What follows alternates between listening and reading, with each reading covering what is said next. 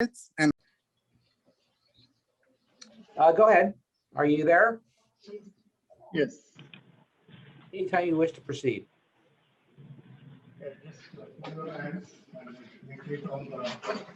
Divine form of their Guru.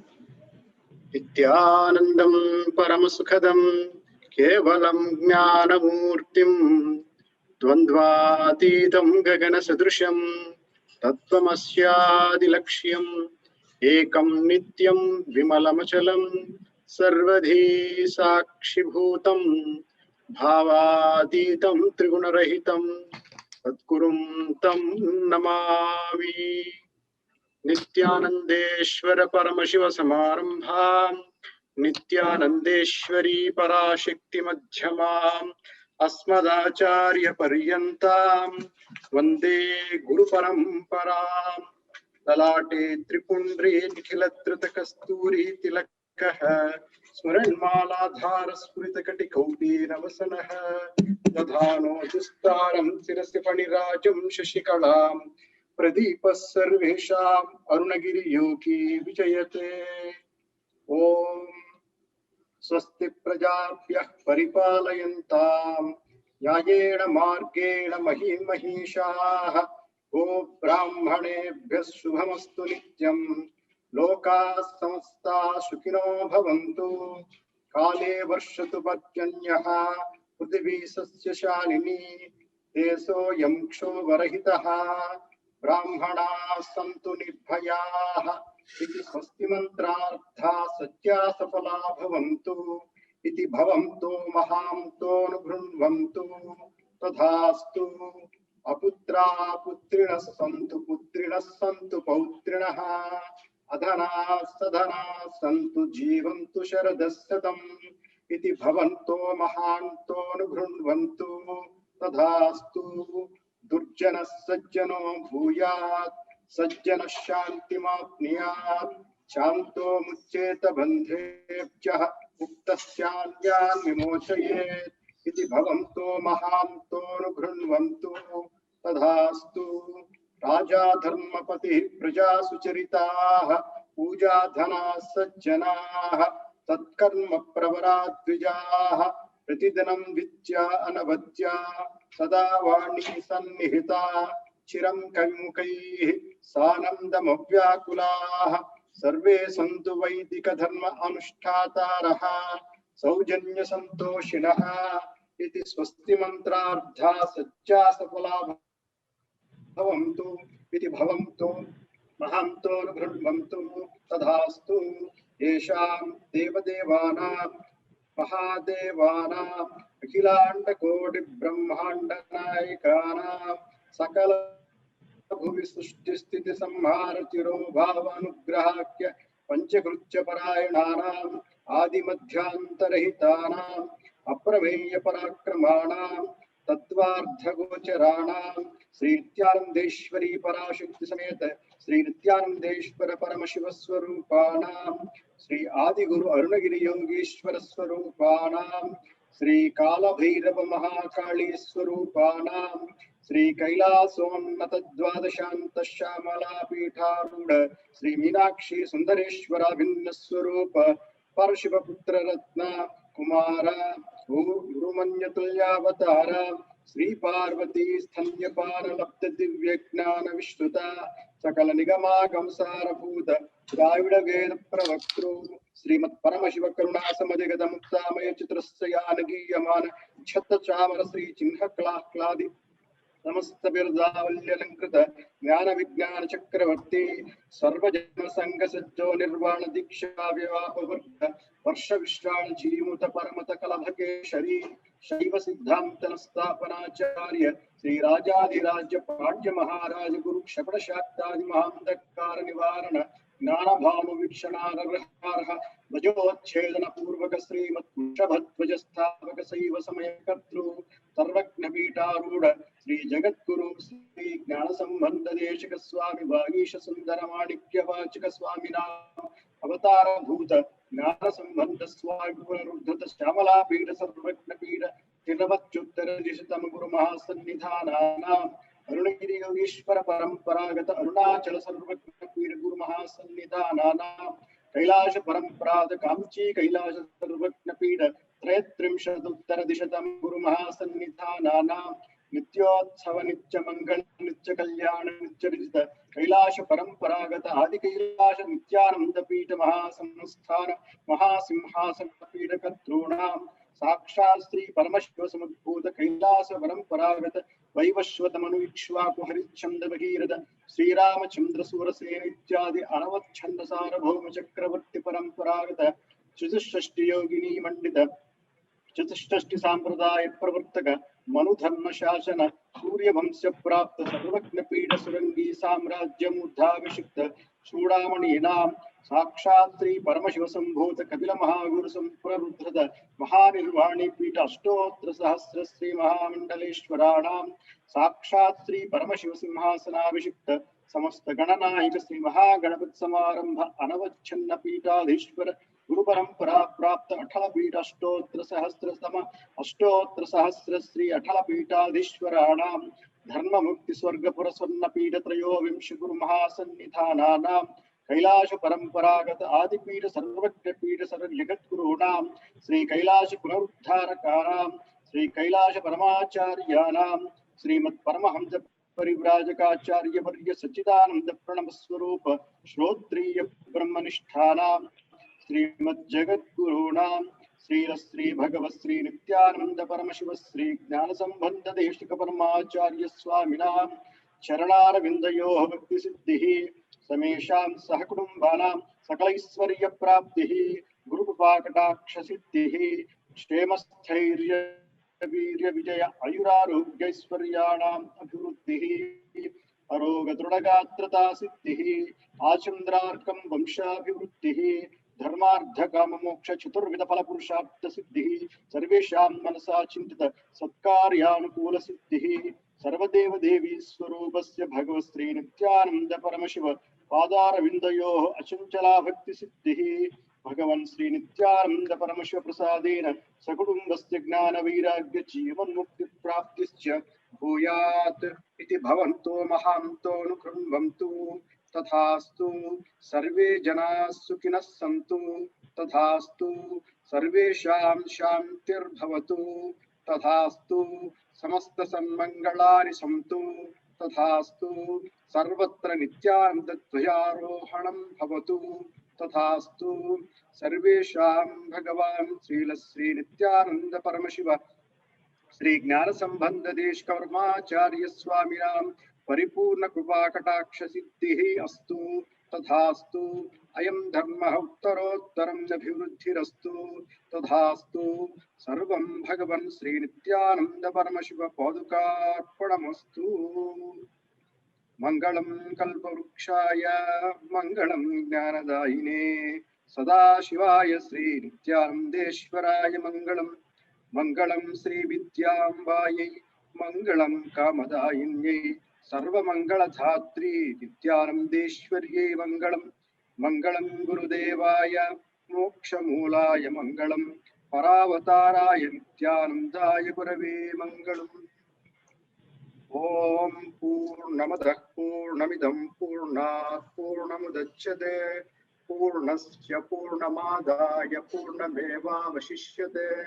Om Shanti शांति शांति। हरि ओम तत्सत्। सर्वं भगवन् श्री नित्यानंद परमशिव पादुकार्पणमस्तु। ओम नित्यानंदम्। Thank you very much for the invocation. And now we'll have the Pledge of Allegiance. Thank you. Please join me as we salute the flag of our nation. I pledge allegiance to the flag of the United States of America and to the republic for which it stands, one nation under God, indivisible, with liberty and justice for all. Thank you. Can I have a roll call? Roll call, please. Councilmember Lopez, Here. Councilmember Martinez, Here. Councilmember Johnson, I'm here. Mayor Pro Tem Rue, Present. Mayor Dutray, Here. Thank you. Okay, note all council members are present. The next item on the agenda is presentation. We're going to continue this item to this presentation to the next meeting so we can ensure that the representative of the organization can participate in this meeting. So we'll move on to public comment. At this time, members of the public have an opportunity to speak on any item that's not on the agenda for 5 minutes, the maximum 5 minutes they have. And what we normally do is if somebody on Zoom wants to speak, they'll hit the raise hand. You'll see the raise hand at the bottom. And someone is calling on the phone, they'll hit *6 to speak, and then *9 to deactivate their mute. I'm sorry, *9 to raise your hand and *6 to unmute yourself. So I will begin with the city clerk if she's got any written comments or if she has any members of the public that wishes to speak. Yes, I received several written comments, so I'd like to read those first, and then I have one request to speak, and it looks like 2 hands are raised. Okay. So I'll go ahead with the written. First is from Jonathan Hawes. He writes, I served as El Monte City Clerk from 2013 to 2018. Since 2015, I have been a whistleblower on Andre Quintero and Team El Monte's embezzlement of $10 million from the El Monte Promise Foundation Scholarship Fund. I have interviewed dozens of El Monte residents who have privately confirmed that Promise funds were used for fraudulent trips to Vietnam and Haiti, a bogus consultant in Salt Lake City, house repairs, and other criminal activities. I have myself been interviewed by the FBI about 24 times.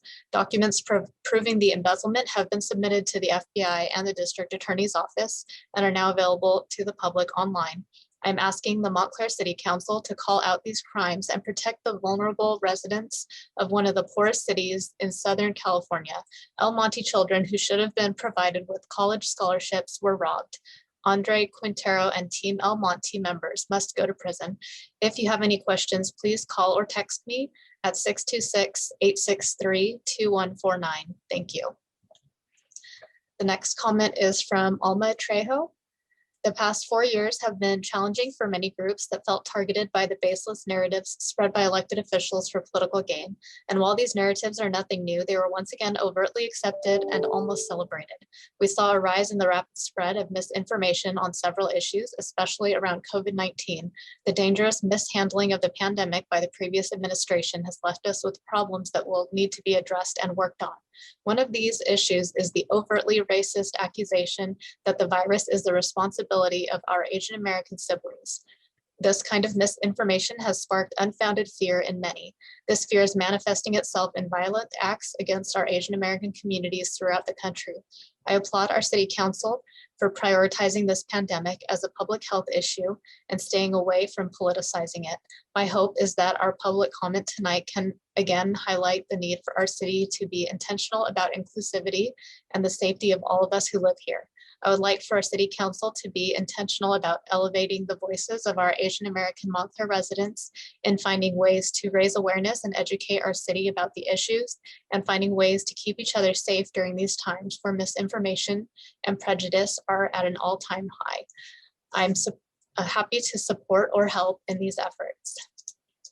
And then the third comment is from Emily Wynn. There has been a rise in hate crimes against Asian Americans during the pandemic, and we need more PSAs that tell people it is not okay to hurt Asian people. I know it may not seem like a concern for this city because Montclair is relatively safe, but I believe the Asian American population in this city deserves protection during these times. It's best to make PSAs address this concern before it becomes an actual problem. The city needs to set a good example so their residents can follow. Also, saying phrases like Chinese virus, Wuhan virus, and Kung flu should not be used as they would to embolden more racist acts. People might complain about the infringements of their freedom of speech, but would they want their own words to lead to someone else's injury or death? Words like those have consequences. And then a request to speak from Tuan Nguyen. So let me go ahead and unmute him. All right, go ahead. Hello. Hi. Hi. Okay. Good evening, Mayor, Council, staff, and residents. Just kind of following Alma and Emily's comments. I also kind of want to speak about the same matter. But first, I also like to say thank you to the city and those who spoke up and spoke against the riot and insurrection attempt that occurred at the U.S. Capitol on January 6th of this year. I appreciate the city's willingness to speak out against the efforts that undermine our democratic process based on unfounded conspiracy theories regarding election fraud. Unfortunately, someone on this council also chose to undermine the insurrection by comparing it to the Black Lives Matter protests that occurred last summer and mocked the Black Lives Matter movement on their social media. To be clear, there are significant differences between the violence that occurred during last summer's protests versus the attempted insurrection to take over our capital.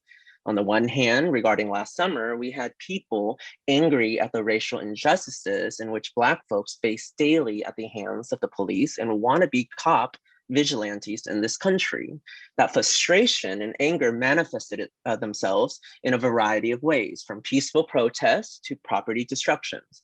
Even if we disagreed with the methods in which people express grievances toward racial injustice, it is important to discern that on the other hand, we had armed, racist, right-wing people who believed in the harmful rhetoric of our previous former president regarding election fraud, and they sought to undermine a fair democratic election by attempting to take over the US Capitol, harm our elected officials, and throw out voters' voices. That underlining difference is what makes the insurrection on January 6th so dangerous. So I appreciate those of you who spoke up instead of mocking it by making unsound comparisons between two different movements. Regarding harmful rhetoric that was said by our previous president and various members of his administration, we have also seen a rise in violence against racial and ethnic minorities and immigrants these past 4 years, and particularly Asian Americans this past year as it related to the COVID-19 pandemic. I believe such violence was fueled by the same rhetoric that was also fueled the violence at the US Capitol last month. For example, ABC 7 News recently reported that there were more than 20 reported robberies and attacks on Asian American women and elders in Oakland within 2 weeks in January. That's in addition to the various reports of unprovoked attacks and harassments towards Asian Americans throughout last year, some of which occurred next to us in Orange County and were captured on videotapes. As an Asian American and Montclair resident, I'm concerned not only for my fellow Asian Americans, but also for my elderly Asian American parents who can easily be victims. We like to think that we have moved on from the racist sins of our past as a nation, but the fact is we also have the tendencies to inherit and perpetuate our parents' sins. The model minority myth has blinded us from the fact that anti-Asian sentiments have long entrenched America. From the passing of the racist Chinese Exclusion Act of 1882 to the injustice, detention, and encampment of more than 100,000 Japanese Americans during the 1940s as a result of the implementation of Executive Order 9066, to the countless historically documented attacks on Chinese immigrants throughout the 19th and 20th century. Again, anti-Asian sentiments is entrenched in our nation's history and present reality. While a particular member of this council prefers to dismiss that racism, the fact is that racism is as American pie. Although racism is part of this nation's history, our destiny is not fixed. How we choose to respond and speak up against racist policies and racist acts can shape how we move forward as a community. We can chip away our past sins that have remained with us in the current present day by speaking up against these racist sentiments and policies and acknowledge and celebrate our differences to continue fostering a diverse and welcoming city. Since Montclair has many longtime Asian American residents, I'd like to ask for all of you tonight to speak up on this matter and publicly condemn the violent racist acts toward Asian Americans occurring in our state and across our nation. Instead of waiting until something happens to speak up, just like Emily mentioned, let's continue being active in making a safe city for our Asian American residents and all of our residents of varying racial, ethnic, and national origins. Thank you. Thank you. And that's all the requests I got. And then we just have those with their hands raised in the audience. Okay, so we'll start with Evelyn Gonzalez, and then after that, looks like Felicia Alcaraz. So Evelyn, you have 5 minutes. No, I'm sorry. I hit that button by mistake. By mistake. Okay, just at the Yes. bottom of the screen, I guess you hit the button again, and I think you can Oh, take yourself okay. off. Thank you, Evelyn. All right, Felicia. Are you there, Felicia? Hello? Yes, I'm here. You have 5 minutes, please. Okay. Hello, my name is Felicia Alvarez, and I've been a resident of Montclair for 3 years. Last month, I spoke at the city council meeting addressing my concerns for the intersection of Ramona at Howard. I'm here again to reiterate my concerns. Since the last meeting, I've spoken to the city engineer regarding design of this intersection. He's assured me that the design is up to code and that the 2.5 seconds deemed appropriate for the site stopping distance is also up to code. However, he didn't inform me that this stat only holds true for 90% of drivers. And as a resident so close to this intersection, I take a 10% risk of getting in an accident just by crossing it. Currently, this intersection is number 11 on the hotspot analysis found in the SSAR report from data collected from 2013 through 2017. And I can only imagine what it would rank in this current day. Furthermore, this intersection was number 4 on the top 10 project recommendations to be addressed in the HSIP grant. However, after speaking with the city engineer, he informed me that the project is $4 million and would not be a competitive project as the grant is only for $900,000. Call it driver distraction or design error, whatever you choose. Either way, how many more lives need to be lost? How many more people need to experience the trauma of an accident before this becomes a priority? Mr. City Engineer, just because you don't drive down this road as frequently as us residents and understand the urgency doesn't mean that this intersection should not be a priority. Some of us have to frequently drive this road where loved ones were lost and trauma is experienced daily. As in today, I witnessed an all too familiar accident at the same intersection. And I know the city is trying because there was a down sign this morning and I posted it and it was addressed quickly. But why? Is it only because I've been vocal? Because on the night of my accident, there wasn't proper signage posted. Instead of focusing solely on the design of this intersection, you should take into account the behavior of motorists. In our conversation, you attributed accidents of this intersection to distracted drivers, DUIs, and other factors not related to behavior of motorists. In a perfect world, people wouldn't drive distracted, but we all know we don't live in a perfect world.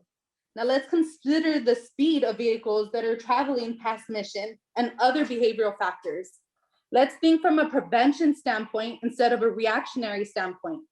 I challenge you to think outside the box and consider that cars are coming from Mission, which is a main road where cars are speeding down a 1,300 feet street. Consider that there are schools in close proximity to this intersection. Would you feel comfortable to allow your children to use these crossroads that are poorly painted and poorly visible? Would you want your family to use this intersection daily? Us residents who live near this intersection use it on a day-to-day basis at various hours in the day. We don't walk the sidewalks 2 to 3 times and deem it safe, Mr. City Engineer. If you want to try and empathize with us residents, expose yourself to this intersection every single day at various hours, and maybe you will appreciate the same urgency as us residents to make this intersection safe. Thank you. Mr. Mayor, point of information, if I might. Mr. Lopez, let me go on to the next speaker. I have Jose Rivera wants to speak. Jose? Sure.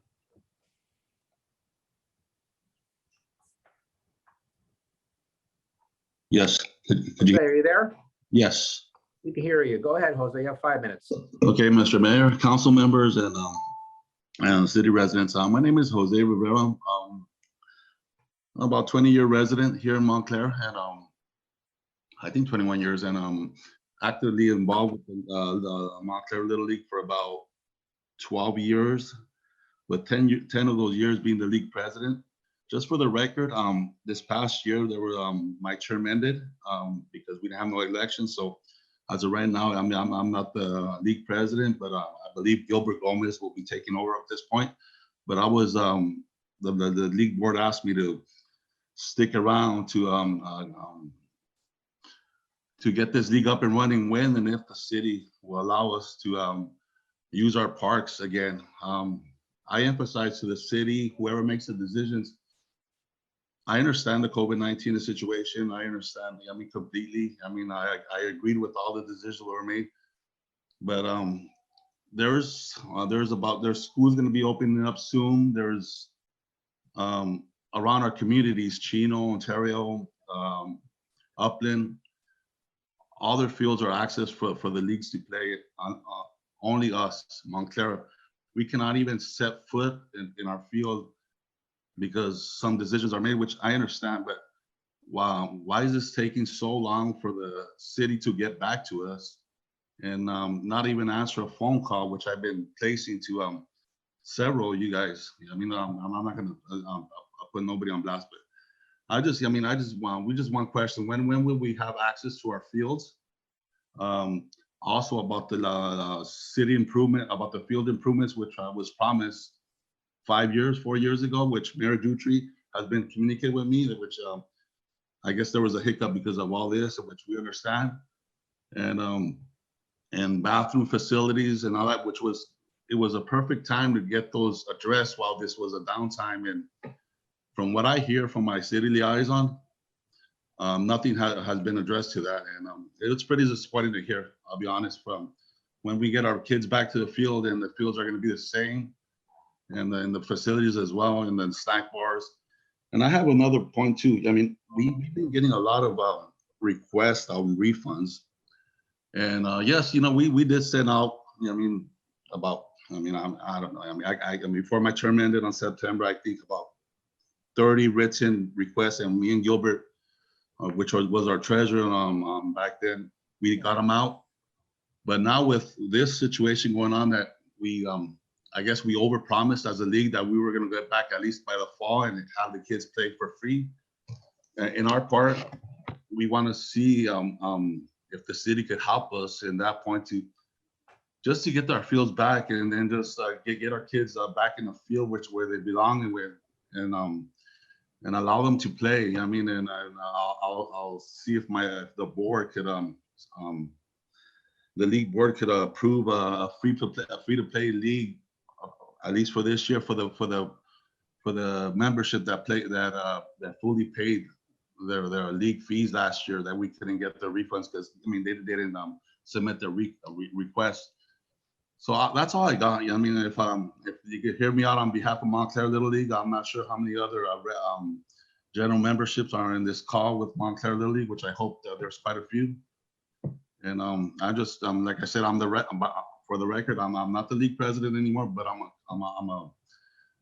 the go-between between the city and the league to get this league up and running. So thank you, Mr. Mayor, for your time, and council members. No problem, Jose. Thank you very much. So I'm gonna, we will close the presentation. Did Council Member Lopez have something to say? Yes. Can you hear me? Yes. Okay. Regarding Ms. Alcaraz's comments, for your information, Ms. Alcaraz, I did request of our Public Works Director, Mr. Noel Castillo, to put this item of discussion of Ramona and Howard on the agenda for the meeting to be set and held Thursday, the 18th at 4 p.m. It's my understanding that Mr. Castillo reached out to you about the meeting. Please do take part and voice your concerns at that time. And if there are any other additional residents that are sympathetic to your point of view, I encourage them to join the call as well. But staff and council are receptive to your concerns. Please trust me on that. We're doing the best we can. And Mr. Castillo can address at that meeting some of the questions and answers and give a detailed explanation on the protocols necessary or required for signage, lights, etc. So I would encourage you to please attend that meeting. Thank you. Thank you. We will now move down to public hearings. I'll start, actually, we only have one public hearing, and it's to consider ordinance number 21-995. Can I have a staff presentation? Number 21-995 would eliminate the current provision in the municipal code that allows for commercial vehicles having a manufacturer's gross vehicle weight rating of 10,000 pounds or more from parking on Brook Street and Palo Verde Street in Montclair. Parking would have to be provided on site rather than on city streets, which is the typical pattern in almost every city throughout the state. It is not generally considered the responsibility of local government to provide on-street storage facilities for these types of commercial vehicles. You'll recall that back in 2006, a citywide ban was implemented against the parking of commercial vehicles on city streets, except for Brook Street between Ramona and Monte Vista Avenues. Then in 2012, this allowance was expanded to include the north side of Palo Verde Street between Central Avenue and Carrillo Street. However, the goal under the general plan has always been to eliminate on-street storage of heavy commercial vehicles on city streets. A policy, as again I pointed out earlier, is followed by a vast majority of cities throughout the state of California. Over the last decade, under the veil of the municipal code exemption, the number of vehicles illegally parking on city streets, both in the permitted areas and outside of the permitted areas as indicated, has increased, creating a number of regulatory problems for the city, including visual blight, traffic dangers such as site restrictions, long-term parking and storage issues, on-street repairs to commercial vehicles, and access and mobility issues. In the end, providing for commercial vehicle parking is a responsibility of the vehicle owner or business operators, not, again, the municipal agencies. In 2020, the Public Works Committee endorsed removing the allowance for on-street parking of commercial vehicles. The fiscal impact in relation to the adoption of this ordinance is not discernible on the general fund. Staff recommends introducing, conducting the first reading of this ordinance and setting a public hearing for Monday, March 1st, 2021 at 7 p.m. To consider adoption and second reading. Thank you. Any questions to staff regarding this item? Any questions to council? Do we have any members in the public that want to speak on this, City Clerk? Yes, I received a request from Tom Squires, who I believe is in the audience. Okay, and then again, I just want to say that this is, we'll open the public hearing. And you said there's a Tom Squires in the audience that wishes to speak. Yes. Yeah. Let's see there, I see Max Perez. Is that Tom Squires or is somebody different? No, Oh, there's I've already allowed him to talk. Okay, hands. Go ahead, Thomas. You have 5 minutes. Yes, yes. Can everybody hear me okay? Yes, I can hear you. Okay. Good evening, Mayor and City Council members. I've been here in the past to get the ordinance changed where I could park up on Palo Verde Street. I'll tell you about myself. I'm a disabled Army vet, 40-year resident of Montclair. I own one truck and park it occasionally on Palo Verde Street on the north end. And I've tried to contact the chief of police to find out what the issues were. I was told by the public works director that it had to do with high criminal rate or something like that. I don't know if that's got to do with the other parking at the south end of town, but I don't think it's fair that it'd be all put in an umbrella nutshell here and just kick me out of the parking. And I'm just asking that the city consider my request to continue the occasional parking on the north end of Palo Verde Street. And it's, I'm kind of short for words. There is no more parking in the city of Montclair. Back in the 1980s, I parked over there off of Arrow Highway at a place, and then I parked at Western Rock, which is located also off of Arrow Highway.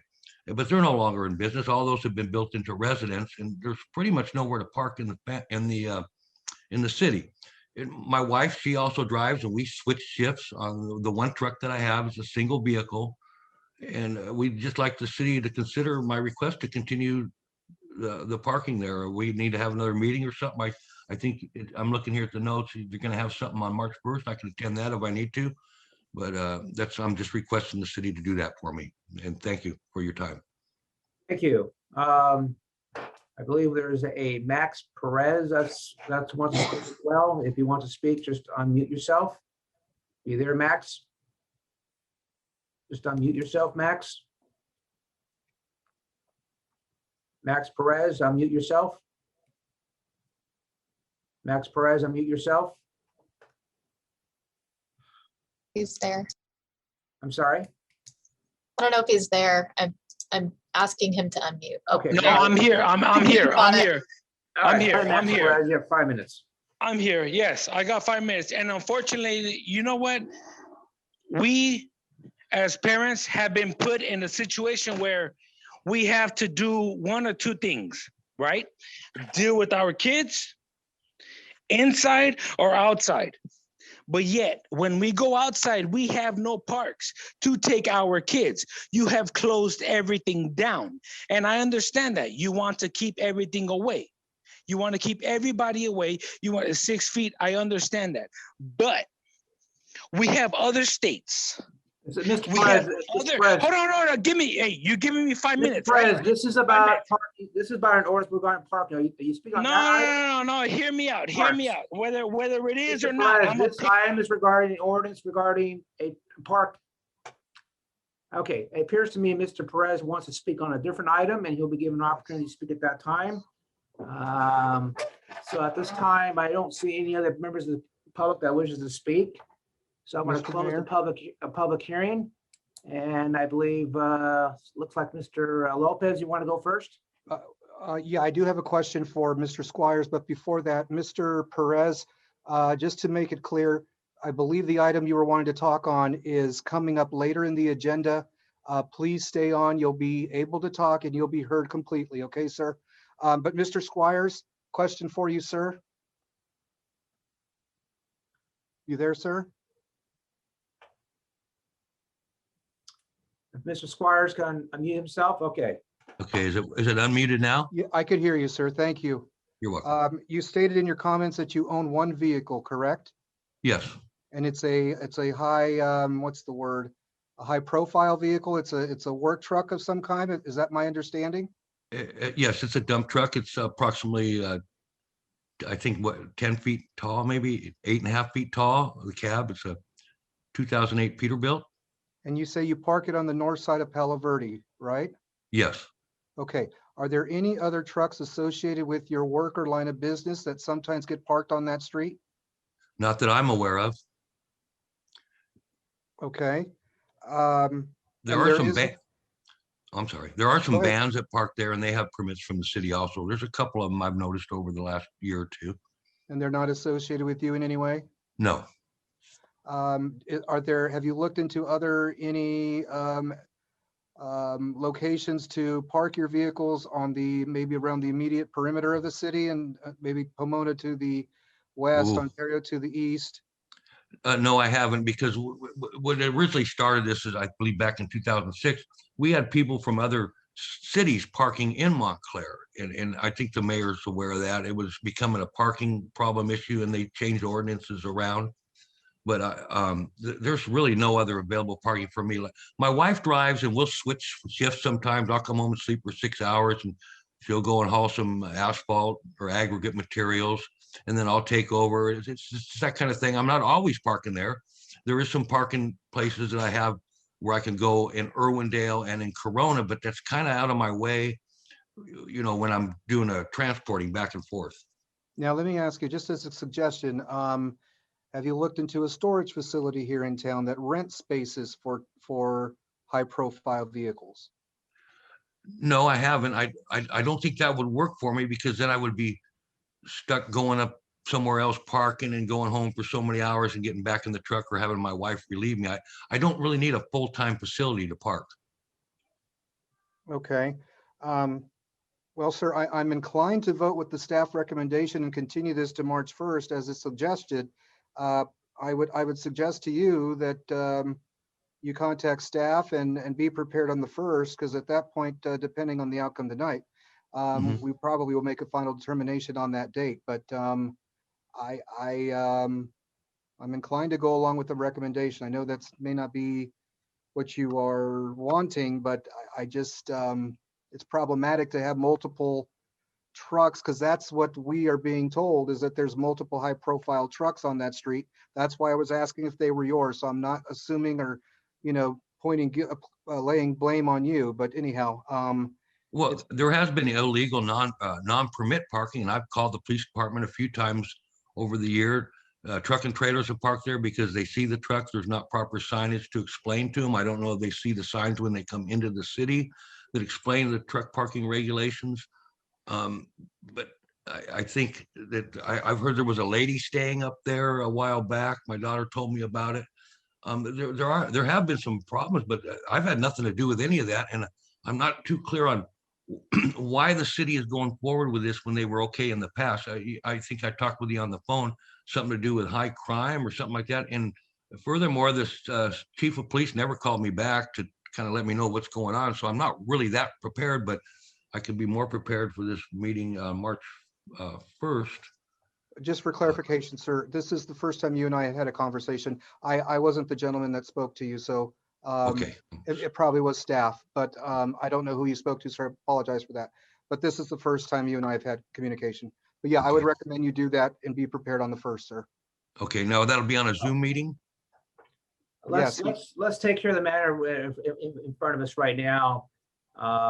And Mr. Lopez, I'm going to ask my other council colleagues if they have any comments or questions from other council colleagues. I don't see other. Mr. Rue? Mr. Mayor, I have my hand up, Bill Rue. Go ahead. The lower hand now. One of the questions I had, as an observation, many people in the trucking industry are as Mr. Squires. They're independent contractors. They're not affiliated with any of the big companies. There are no places for them to park. This is their living. What I'm trying to figure out is, would there be a way? This situation with Mr. Squires seems to be one of a kind situation. I don't know if there's others in the city such as Mr. Squires. Apparently he's the only one from what I'm hearing. Would there be a way that we could work out some type of a permit situation so that when he does need to park, he can put a permit in his window, maybe give a call to the police department. Hey, Tuesday night from 9 p.m. till 5 a.m., I'm going to be parked. Thank you, Mr. Rue. It's just a suggestion. Let me speak on this item. Obviously, the city has issues we're dealing with, graffiti, homelessness, and other issues. I just don't think truck parking on these two, on Palo Verde and Brooks, is as higher the priority to address in the city. So I really think what needs to happen is this item needs to go to the Public Works Committee. Obviously, they have a meeting this coming Thursday, but I would recommend, I'm going to suggest we continue this at the Public Works Committee. Let the Public Works Committee work on it and come back to the City Council with a recommendation if it should be prohibited as recommended by staff, or there should be some type of modification or something else. If you agree with that, I'll make a motion of such. I will second that, Mr. Mayor. Okay, moved by myself, second by Mr. Root to continue to refer this item to Mr. Mayor, as I indicated in my comments, this item did go to the Public Works Committee last year, and the Public Works Committee made the recommendation that the on-street parking be eliminated. Well, the staff, is that in the staff report? Well, it was in my comments, Okay. and it is in the agenda report, Well, yes. I think this Mr. Squires, I don't know if he participated in the Public Works Committee. Doesn't sound like he was there. I think it would be worthwhile to send it back to the Public Works Committee for further discussion. We have a motion on the table. Is there any comments on the motion? Ms. Johnson, Mr. Lopez are on the Public Works Committee. If you want to comment on this? Just logistically, the agenda for that Public Works Committee meeting has already been posted with items listed. So it'll be your next meeting in March. This was the February meeting, so your next meeting either in March or April. I don't see an urgency that we have to do this immediately. Okay. Unless someone disagrees with me. Ms. Johnson, you have any comments on this? Yes, Mr. Mayor, the statement that was made was correct. This did come to Public Works Committee about a year ago, and the issue was not about one singular truck that was permitted to be on the street. It was about people seeing one truck and thinking that it was okay to park there. And then the problem became multiple trucks parked in that area. And as a consequence, there were quite a few complaints from residents about that. And so when it came to the Public Works Committee last year, we talked about that at length. and realized that we really needed to address the needs of the majority, and that's why the Public Works Committee agreed that that there should not be truck parking on our city streets. Okay. Well, I think this item was a year ago that was in front of the Public Works Committee. Here we are a year later, and probably should go back to the Public Works Committee to revisit it again, especially since we received a public comment from Mr. Squires, who is the original, what should I say, the author of this. So he started this back in 2007. So, Mr. Lopez, I don't know how you feel about it. I'm giving it thought, sir. Okay, then I'm going to do this. I'm going to ask for a roll call vote then to refer this back to the Public Works Committee. Mayor Detroit, may I? I'm sorry, Councilman Martinez, go ahead. Yeah, I had a question. I'm not sure if it's something we can answer, but so I'm reading that the problem is that the permit parking program didn't specify a maximum number of permits. Is that not something that can be amended? Maybe those holders of the permits would be grandfathered in, or is the problem that now we have too many permit holders?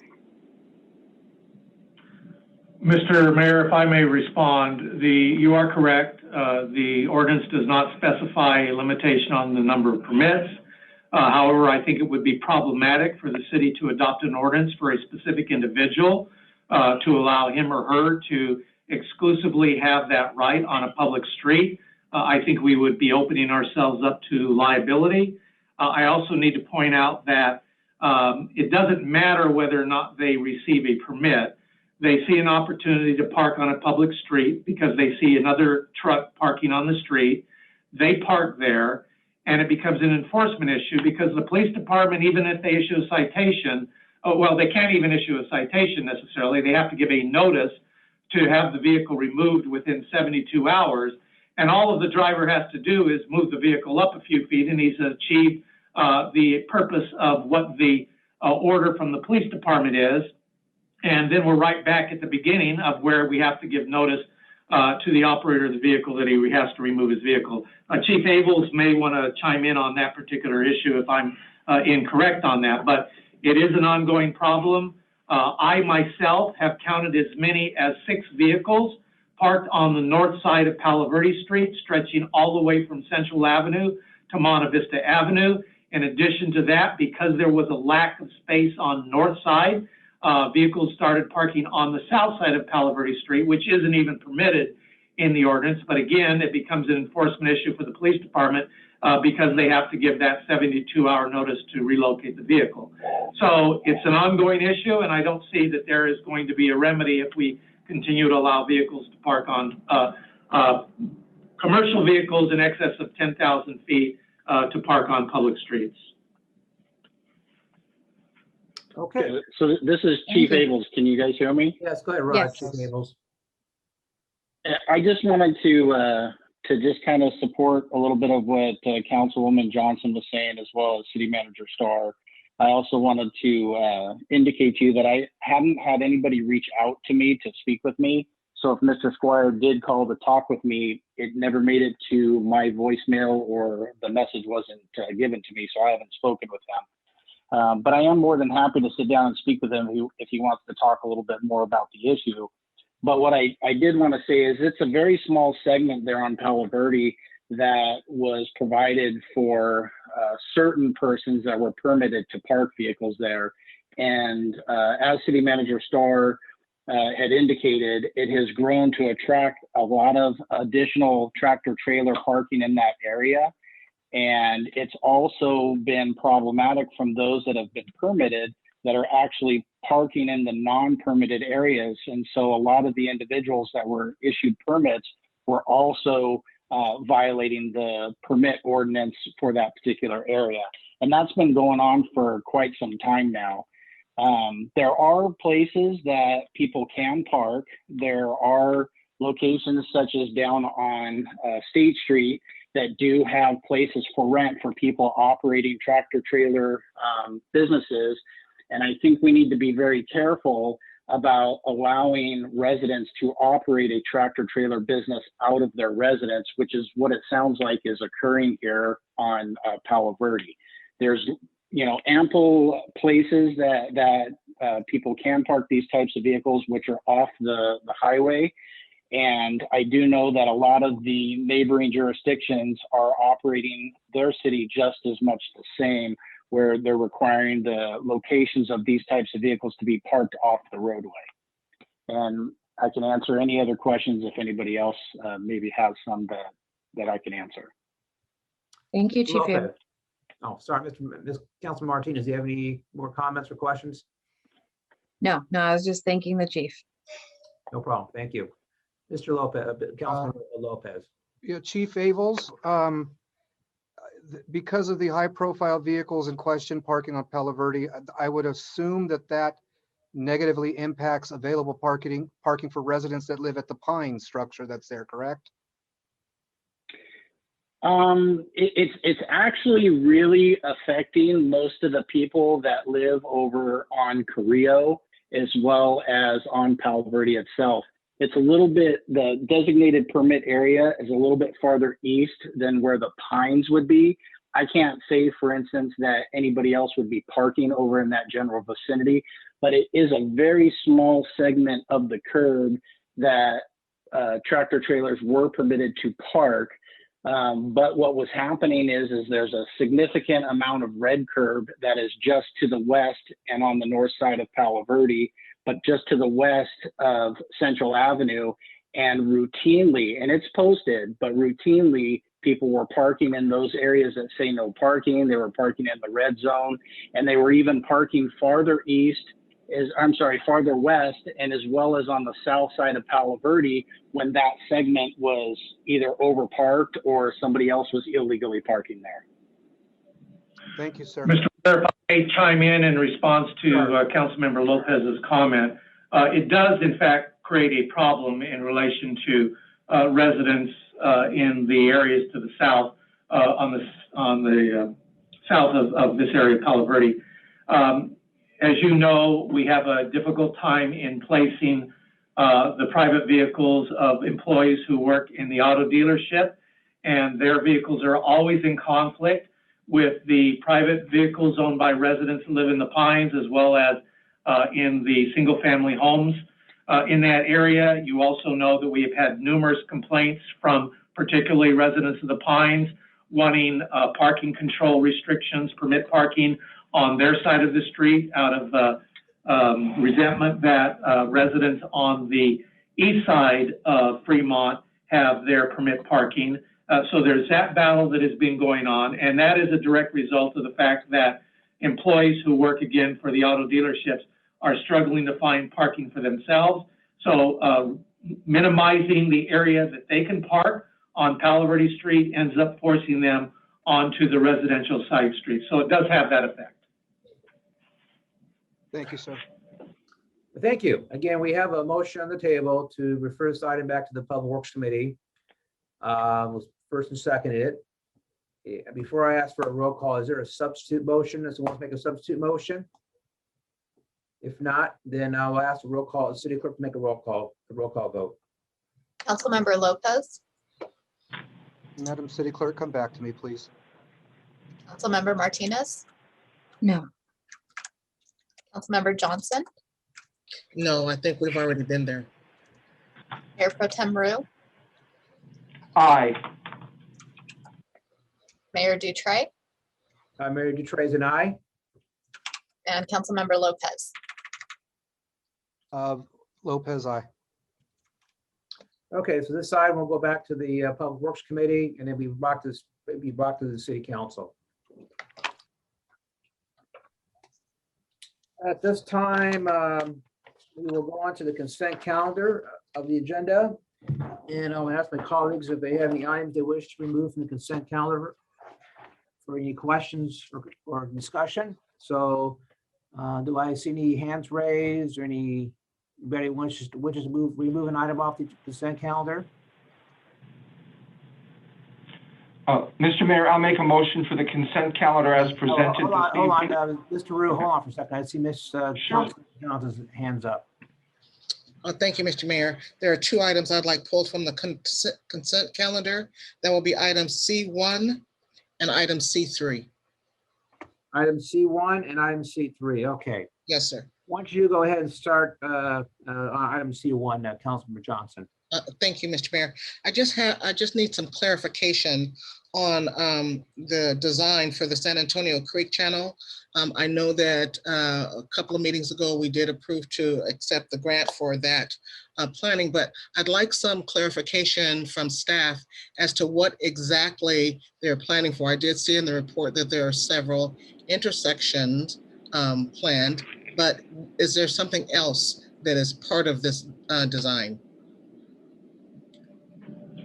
Well, this particular design is about reinvigorating the area along San Antonio Creek Trail to present different opportunities for the community as it relates to a multimodal transit corridor for both bicycles, pedestrians, people exercising, jogging, that sort of thing. In fact, the plan envisions putting exercise equipment along the length of the trail to provide additional park land as well as hiking trails for community residents. It would stretch all the way from the north end of town at the Pacific Electric Bike Trail all the way to the southern end of town.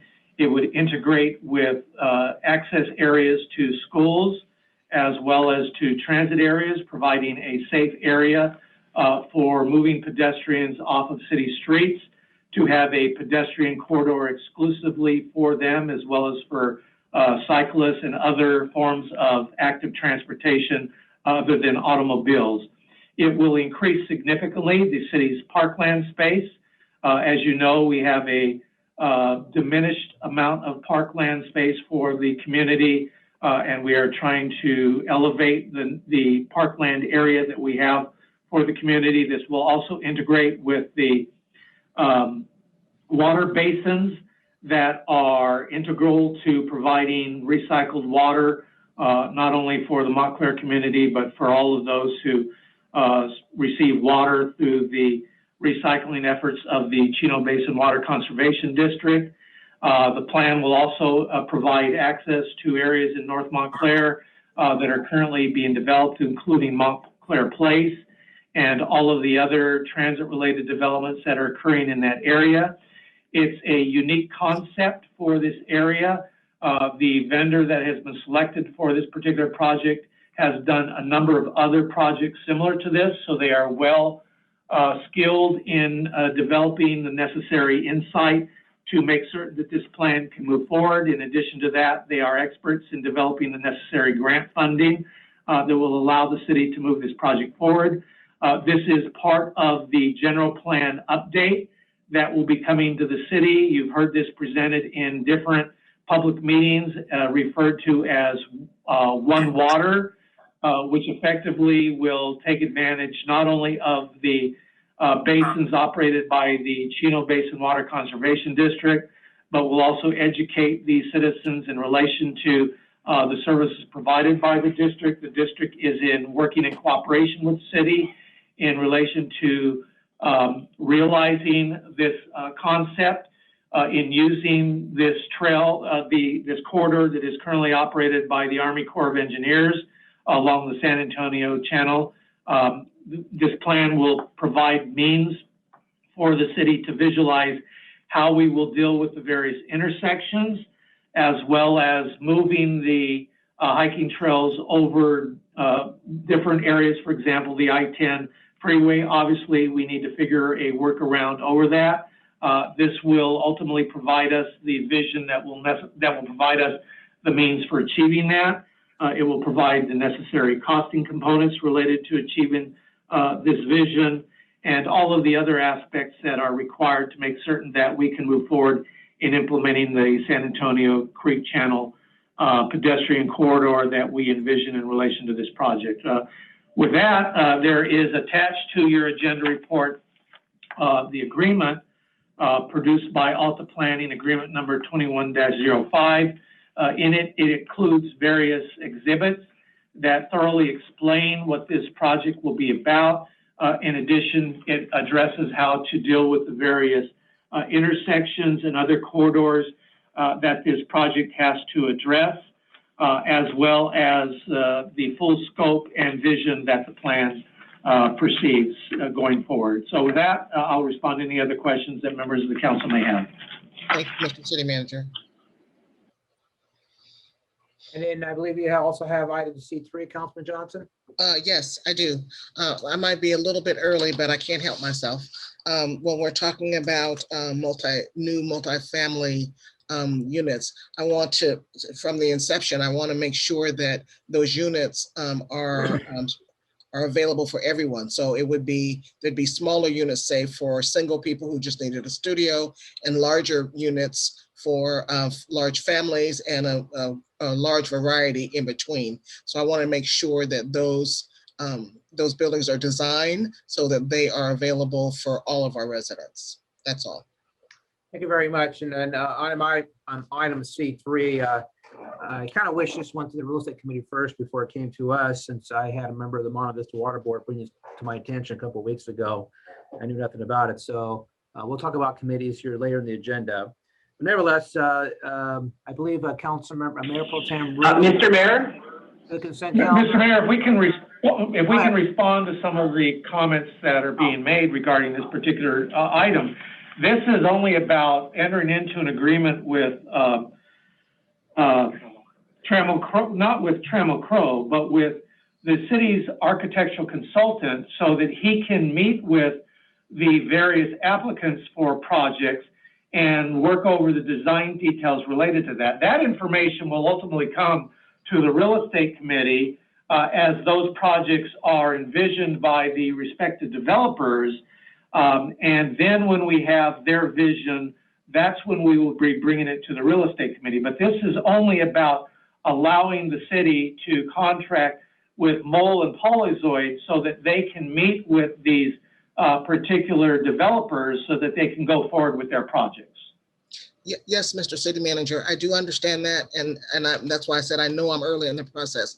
My concern is that over many years, sometimes by the time we get to see the project, the developer has already, the people who to the early planning have already designed buildings, and then they don't want to change them. So I just wanted to have my comments on the record. I understand we're very, very, very, very early in the process, but I wanted to have my comments on the record as we go forward. And I will probably say it again when they come to Public Works, but when they come back to the council, I will continue to say that so that so we can talk about that at the inception.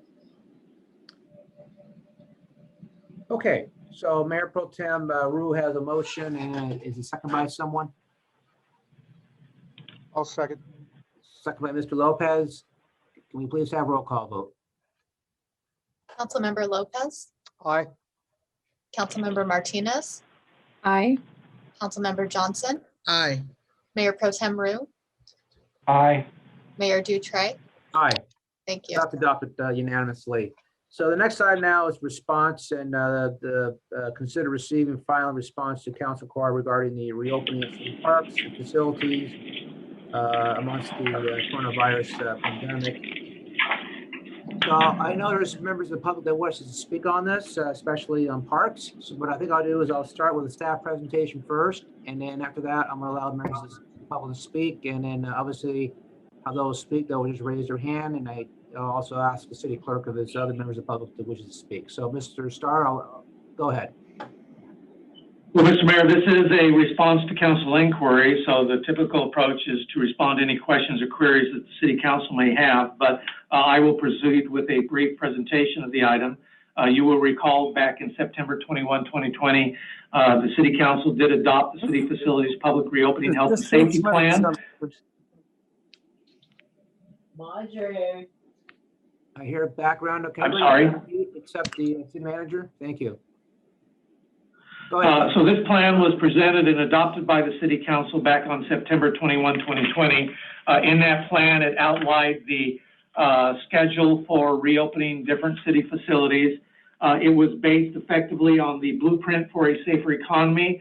That was the Governor Newsom's proposal that he had developed back in August 28, 2020, in which it created the color-coded tier system. You will remember that the San Bernardino County has been on the purple tier, which is the highest risk tier of the 4 different tiers. The other 3 tiers are tier 2 red, tier 3 orange, and tier 4 yellow.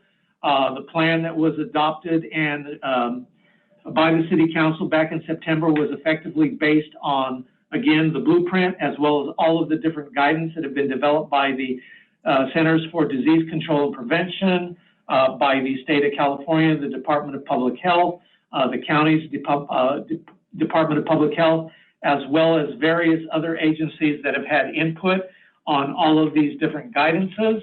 The county, again, San Bernardino, was in tier 1 as of August 28th when the blueprint was first established. However, you will also recall back on December 3, 2020, Governor Newsom implemented the modified regional stay-at-home order, which effectively suspended the blueprint on a temporary basis until the state of California's ICU bed capacity improved above 15%. At that time, statewide ICU bed availability had been declining significantly below that 15% threshold. And it was only in the latter part of January that the governor had decided that the statistics and data that he was looking at indicated that over the next 4-week period, many parts of the state of California would be moving above the 15% ICU bed threshold. Therefore, he had rescinded the modified regional stay-at-home order for the vast majority of the state of California, putting us back on the blueprint, which would then put us again back in the tiers. At this time, the state of the San Bernardino County remains in the purple tier, and based on the schedule that was adopted by the City Council, again back in the city facilities public reopening health and safety plan, on table 1 of your agenda report, which is on page 68 of the agenda packet, the various tiers are explained as it relates to the city of Montclair and what the reopening plan is. Under tier 1 purple, which is the tier we are currently under, city facilities and parks remain closed to the public.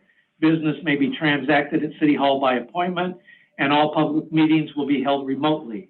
Under tier 2 red, which I believe we are still at least no less than a month away from achieving, City Hall may open to the public. Council and Planning Commission meetings may resume in person. In tier 3 orange, parks may reopen, and in tier 4 yellow, youth and senior centers may reopen, and some programs may operate on a limited basis. The reason why those programs are in tier 3 and in tier 4 is because they associate directly with public gatherings. When those tiers are operating, it's very difficult to restrict people gathering at the various programs and in the various locations where those gatherings may occur, unless there is a very strict enforcement program ongoing. And of course, that would require that the city activate police, code enforcement units, and parks and recreation program personnel to make certain that they are focusing on enforcement-related issues other than other important issues related to not only providing for the safety of the community, but certainly for the safety of employees, as well as for the people who are participating in those various programs where the gatherings are occurring.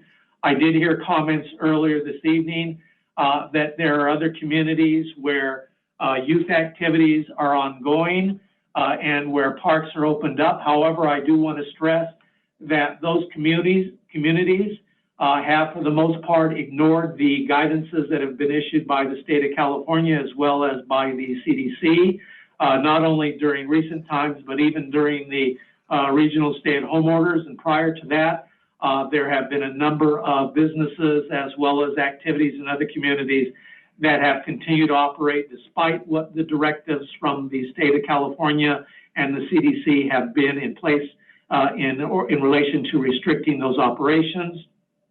The Montclair City Council has always been clear that they would be following the state guidance as it relates to all of these different activities, and that is the plan that has been pursued and that city staff has followed. I also want to turn your attention to Table 2, which is on page 69 of the agenda report. And this basically justifies and gives you the reason why staff believes that it's important that we continue to monitor the guidance. As you can see in the table, Montclair ranks 9th as the number of positivity cases in the entire San Bernardino County out of 26 cities. In addition to that, Montclair's mortality rate ranks 4th out of these 26 cities. This is the 4th highest mortality rank in San Bernardino County out of the 26 cities, and the 9th highest positivity rate. We believe that based on those numbers, that is why the City Council has chosen to continue to pursue a very cautious approach as it relates to moving forward in relation to reopening city facilities.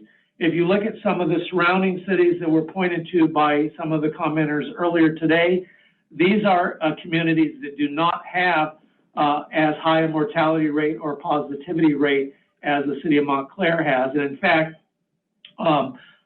Kaiser Foundation released a report today that pointed to the very factors as to why a community like Montclair is continuing to experience these drastic numbers. And it relates to the economic as well as to the demographic graphics that are more common to Montclair than some of our surrounding cities.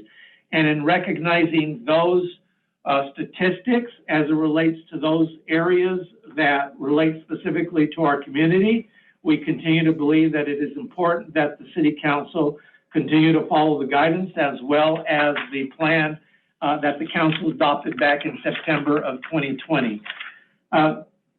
We really believe that it is for the betterment of the community that we continue to follow these guidance and not reopen until we are in the various tier rankings that allow us to open the various facilities that are ranked in those tiers. If the City Council elects to move forward with reopening these programs earlier than later, then as it relates to a fiscal impact, you do know that because of the economic impact of COVID-19 on the Montclair community, we did have to reduce our staffing level to address the loss of revenue from the shutdown of businesses that occurred not only in 2020, but in the early part of 2021 under the regional stay-at-home order. We are only now coming to terms with what those numbers mean for the Montclair community. As it relates to the latter part of fiscal year 2019-20, during that last quarter, Montclair lost $3.6 million in revenue. That is a drastic impact on our economy. So the decision by the City Council to freeze some of these positions in various departments in the organization were the correct decision to make.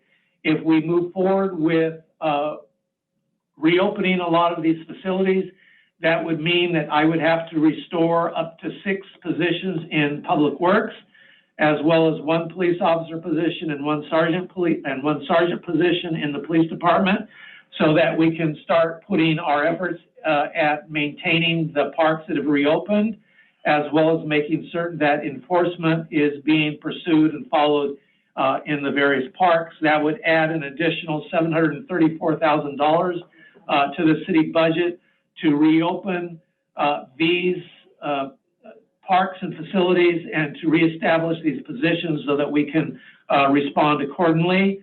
I'm not so certain that at this point in time, the city has the fiscal capacity to reinstate these positions at this time, but if that is the desire of the City Council, we will certainly make that happen.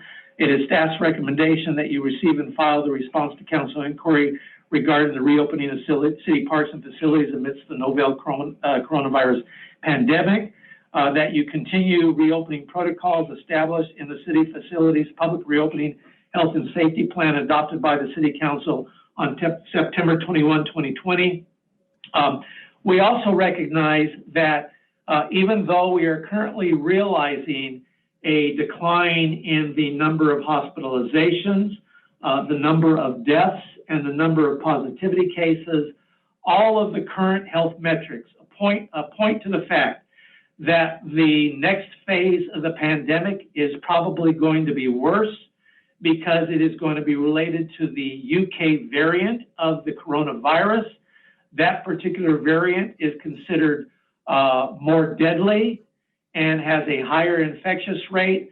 So the numbers that I expressed to you that I withdrew out of table 2 related to Montclair's position related to the mortality rate as well as the positivity rate, we can expect that those numbers will probably get worse, not only for our community, but the other communities in San Bernardino County that share similar mortality and positivity rates. That concludes my presentation. Thank you. I think at this time we'll do public comments, and City Clerk, do you have any members in the public that want to speak? We have some with their hands raised. Okay, we'll I go. don't see Max Perez in the audience anymore. Max who? The one who spoke earlier. Oh, Max the gentleman that spoke earlier, Max. Yeah, I don't see his hand as well. So what we do is we'll start with Gilbert first. Gilbert, are you there? You know, just on mic, mute your mic. Hello. And, you're online, you're live, and you have 5 minutes. Okay, so good evening, Mayor, council members, and residents.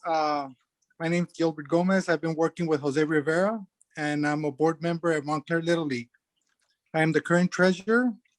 I pretty much second what Jose Rivera spoke about earlier, and would like to add that it's important to get our kids back on the field. I understand all the issues and information Mr. Ed Starr brought up. Some of the information I wasn't aware of, but because of the restrictions on the parks, we have been unable to get our league moving forward, while seeing that our surrounding leagues and cities are already started on getting ready for the following season.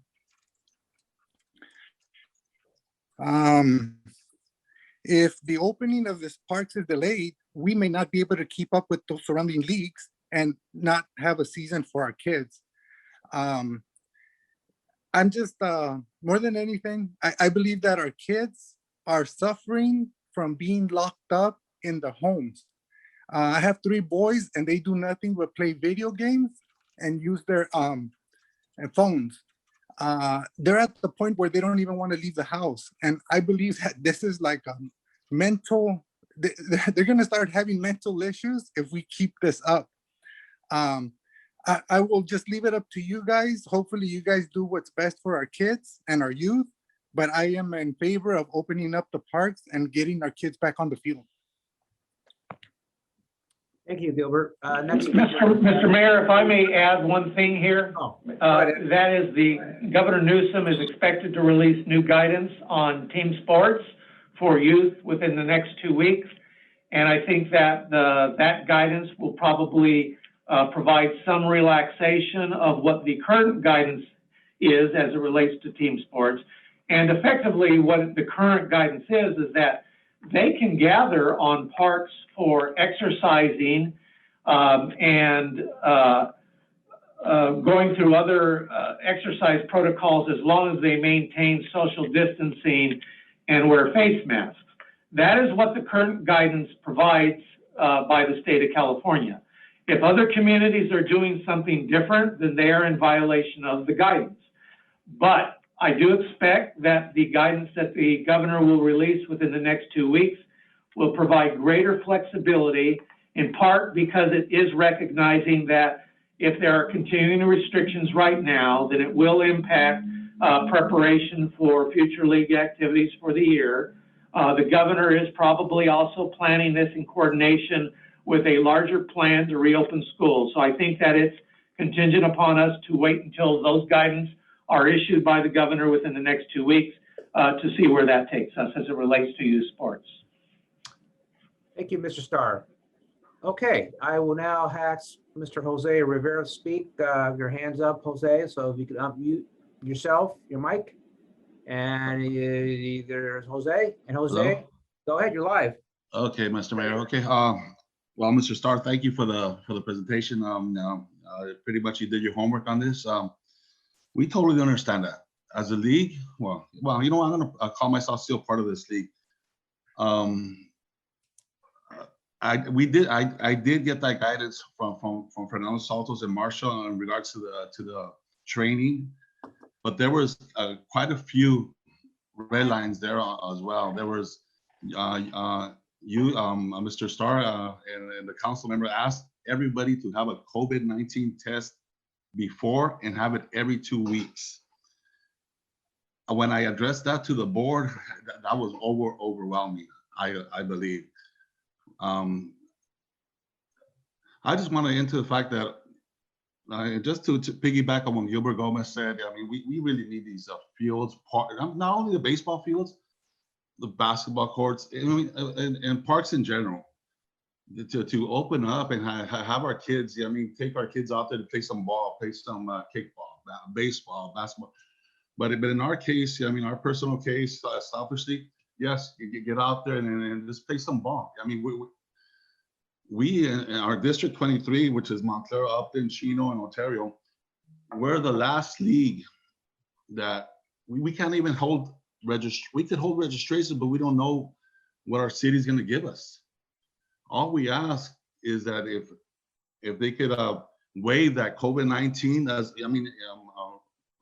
restriction, the COVID-19 test, then we could get our kids out there safely.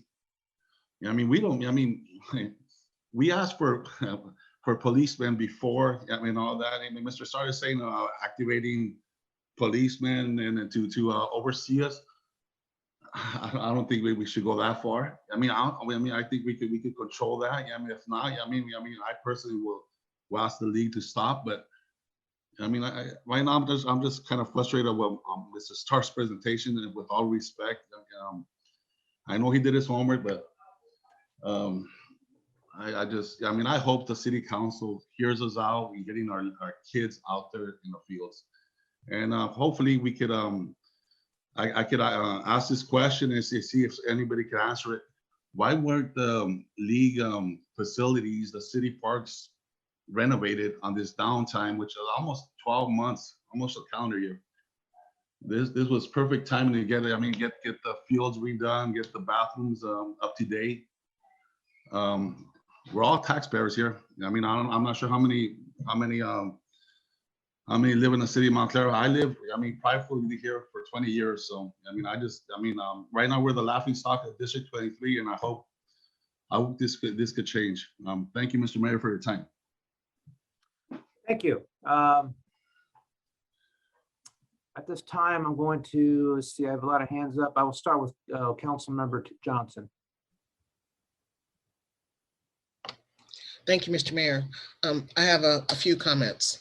I very much understand how difficult being isolated is for our children. And I also understand that it is not healthy for them to spend time in the house sitting.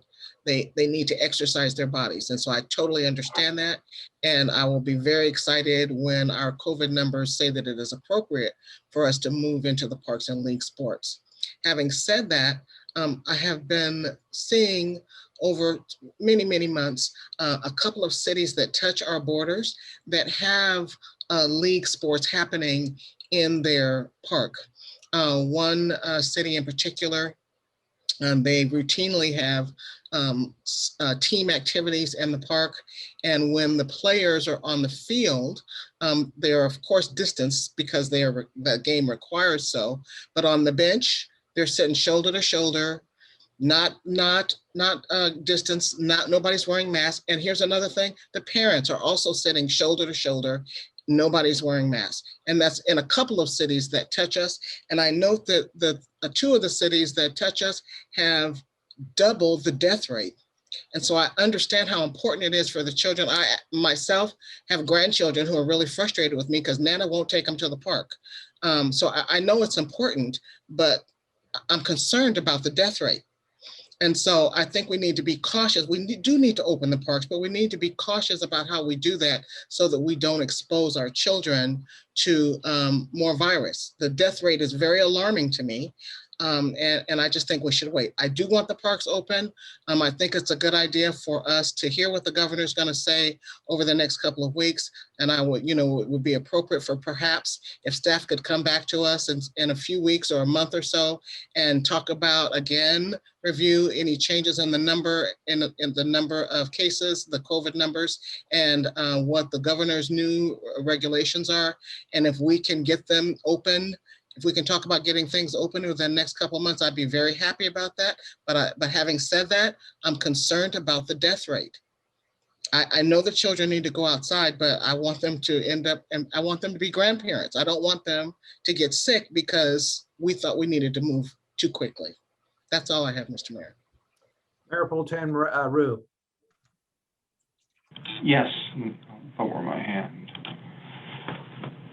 I take this, as I'm sure everybody in our community does, very, very seriously.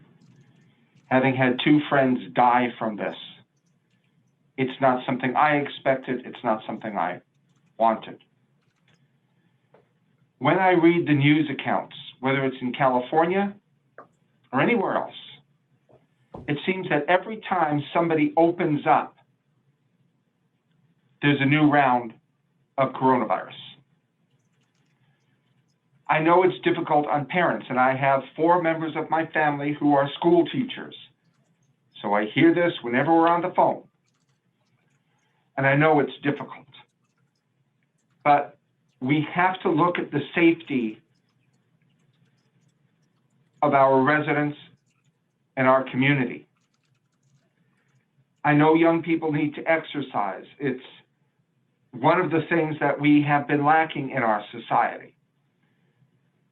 I get some exercise every day because I walk the dogs. It's not enough, but at least it gets me out of the house for a little bit. I look forward to the day when we can open the parks. I enjoy sitting there. I like to go to the park and read. Sometimes just sit there, have a glass of iced tea, whatever, watch what's going on. I enjoy it. But I'm worried that too many people will not follow the rules. Go into any store. I was in Home Depot over the weekend. People running around without masks on, congregating. Some friends of mine went to a restaurant over the weekend. They were outdoors. They went inside to go pay their bill. And people are walking in, hacking and coughing behind their masks. You're going to spread this thing. That's a concern I have. And there's a myth that seems to be perpetuated by the media that children don't get this. They do contract coronavirus. I'm worried about our young people. I want to see them grow up to be healthy adults, longevity in this community. I'd love to see these young people be able to say, as I have, I've lived my entire life in this community. I want them to be able to say that. And I empathize and understand about not being able to open parks, but we also need to err on the side of caution. The governor will come down with guidelines in a few weeks. We will see what we can do with that. But we need to make sure people follow the rules. I think Councilman Johnson said when she said people are sitting shoulder to shoulder, that becomes a problem. We need to make sure we have ways to test people and especially, and I was going to wait to say this, but I'll say it now, we need to make sure everybody who is eligible to have an inoculation receives their inoculation. Regardless of income, everybody needs to receive an inoculation. I know the county doesn't have enough supply. I understand that, and they need more. They should order more, do whatever they need to do. It'll be available soon through many of the drugstores, Walgreens, CVS, Rite Aid. I understand Rite Aid stores are already doing this. We need to make sure that when we reopen even schools, that our young people receive the inoculation as well. It does no good to say, oh, teachers receive it, but not the young people. So I'm looking forward to when we can open up, but we need to err on the side of caution. This is my view. And I think the governor will be able to come down with some advice in the next 2 or 3 weeks. But I also hope that advice includes making sure then everyone is inoculated. Thank you. Thank you very much. Any comments? It looks like Councilman Lopez wants to speak. Yes, thank you, Mr. Mayor. For those of you that know me, you know that for the past 4 or 5 years, well, it was 4 years that I coached T-ball and then the farm team. It would have been the farm team last year, but because of the COVID pandemic, that shut down our season. So I didn't have a chance to coach my kids.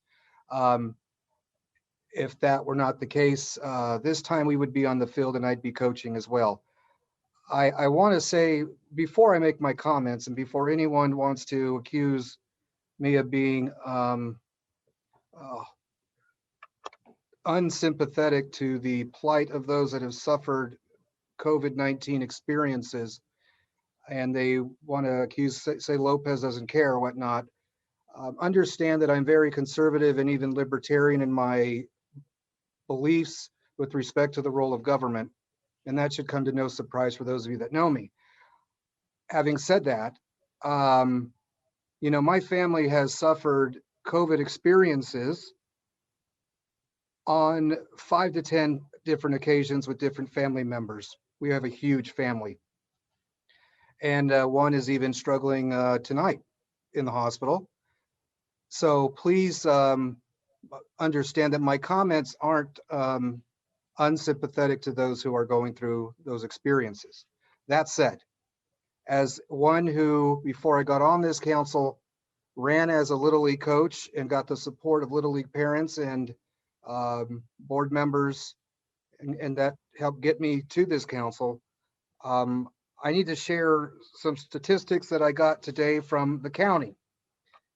First of all, before the council meeting started, at 4:49 p.m. today, the Daily Bulletin reported that San Bernardino County elementary schools could reopen as soon as Monday.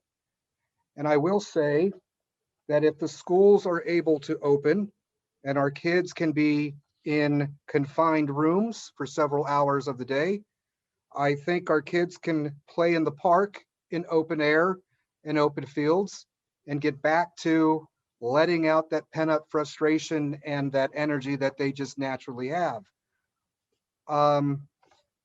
The county last week, as of January 30th, Ontario Montclair School District stats. The county bases statistics COVID-19 results also by school district. Of course, we're part of the Ontario Montclair School District. In that district, there are 376,764,000 residents. That includes Ontario and us. On January 30th, there were 463 total cases of COVID, of which 57 were children. As of last week, February 6th, there were 600, I'm sorry, I am getting these reversed. Let me back up. January 30th, there were 696 total cases, 105 were children. I got inverted my stats. As of last week, we had 463 total cases in our school district and 57 were children. That is a drop of 233 cases and a drop of 18.8% just in our two cities. Now, given the fact that we're 40,000 in population and Ontario is 330,000 in size, most of those cases, no doubtedly, are in Ontario, not in Montclair. I didn't even bother looking at Chaffee Joint High School District, but I looked at the elementary school district because the majority of kids affected by parks being closed are those within OMSD. We're in tier 1 right now. We need to be at 7 to 8% in order to be out of tier 1. The positivity rate in just our county as of February 5th, it was 8.43. February 7th, it was 8.19. We're a 1/10 of percent of being in that red tier. The daily new cases per 100,000 on February 1st was 32.76%. On the 2nd, it was 31.51%. And today it has since declined to 25.1%. Actually, that's the 7th. Today, meaning that is the most recent set of data that the county has reported. Today's data will be reported tomorrow in the figures that'll end on Friday. According to the Healthy Places Index per 100,000 residents, On February 1st, it was at 11.16%. On the 2nd, 10.21%. On the 3rd, 9.77. On the 4th, 9.2. On the 7th, the last recorded date that was released, data released yesterday, 8.79. We are no doubt on a trend downward. And that is why even LA County, the largest school district in the country, has opened up their schools and allowed kids to attend in-person classes. A week ago, our county health director stated if our numbers continue to drop, we may be very close by the end of this week to open up our schools. The number has improved dramatically in recent weeks. The adjusted rate was 50.2 cases per 100,000 as of Tuesday, February 2nd, and the trend suggests that it could soon reach an adjusted rate of 25. Well, we're at 25.1 today, and likely given this trend, we're going to continue to drop. We're going to be within a relatively safe zone tier to open up at least the parks. Tier 3 is when parks open, based upon what the city has adopted now. Tier 4 is when programs open. We're on the verge and the cusp of being in Tier 2. It was alluded to by other members of the public and council that we have neighboring cities that have open parks. Yes, I called these three cities. Upland parks are open, Ontario parks are open, Chino parks are open, and to some degree, either a hybrid or modify activity with regard to youth sports are open in all three of those cities. Our district, our kids are hurting by the fact that our parks are not open and they're not allowed to play. And it does put them at a disadvantage because there is a reciprocal agreement that if a city's kids play in a league, those parks in turn must be available for reciprocal use for home games, visitor games, etc. Let me see here. Mr. Starr alluded to us adopting state guidance, and that is what the emergency order is based on. I would suggest, and I would hope that this council would at least entertain possibly reverting to the county's list of recommendations and adopt those as the standard and not the state's. That is why you have that lawsuit between the two levels of government, between the county and the state, because the state has just been arbitrary and not consistent with its regulations. Now, if indeed the governor does have a 2-week new guidance order coming out, it still would prevent us, based upon the 4 tiers that we have in place, from even having programs because that's tier 4 and the parks are open in tier 3. I think that needs to be adjusted, particularly for the use of parks and allowing for youth sports and activities of some kind. I will say, before I got on this council, probably about April of last year, I was a coach. We were given from the board, asked if we would continue the league if we agreed to do social distancing and face masks. The majority of all coaches then polled their parents. Majority came back and told the board the answer was yes, we could do both, we'll make it work. I know for my team, I had parents say, I will sit with every 3 kids, keep them apart from the others when they're not either on the field or at bat or on base. We were willing to make whatever, I'm losing my train of thought, I apologize. We're willing to make whatever accommodations necessary to make it work and implement the program. I just would ask, and I'm not negating any of the concerns expressed by my colleagues. Those are all valid. I just think the time is now. The trends are dropping significantly. 1/3 of the numbers statewide have dropped, thankfully, thank God. Maybe that's an attribution to perhaps some of the effectiveness of the vaccines out there. Maybe folks are just finally restricting some of their contact and their use. I just think it's time. I really do. I feel for our parents that are involved in a whole variety of sports. Our kids need to be on the field. Our kids at least need to be active in being able to play. Because I'll tell you one thing, when I go to the post office, I see kids in that skate park hopping the fence and skating. And I'm not going to stop them, and I haven't. I'm not going to call and report them because they're just being kids. And I'd rather see them in there skating instead of graffitiing or attempted to vandalize whatever temptations may come across their mind. I think it's time. I think the council should entertain, at least with respect to this one issue, Let's come up with some agreement or a different policy that could be an addendum to the whole plan, as opposed to changing the whole plan if that's what the council prefers to do. With that, I conclude my comments. Thank you, Mr. Mayor. Thank you very much. Carissa, did you have anything else to say? No?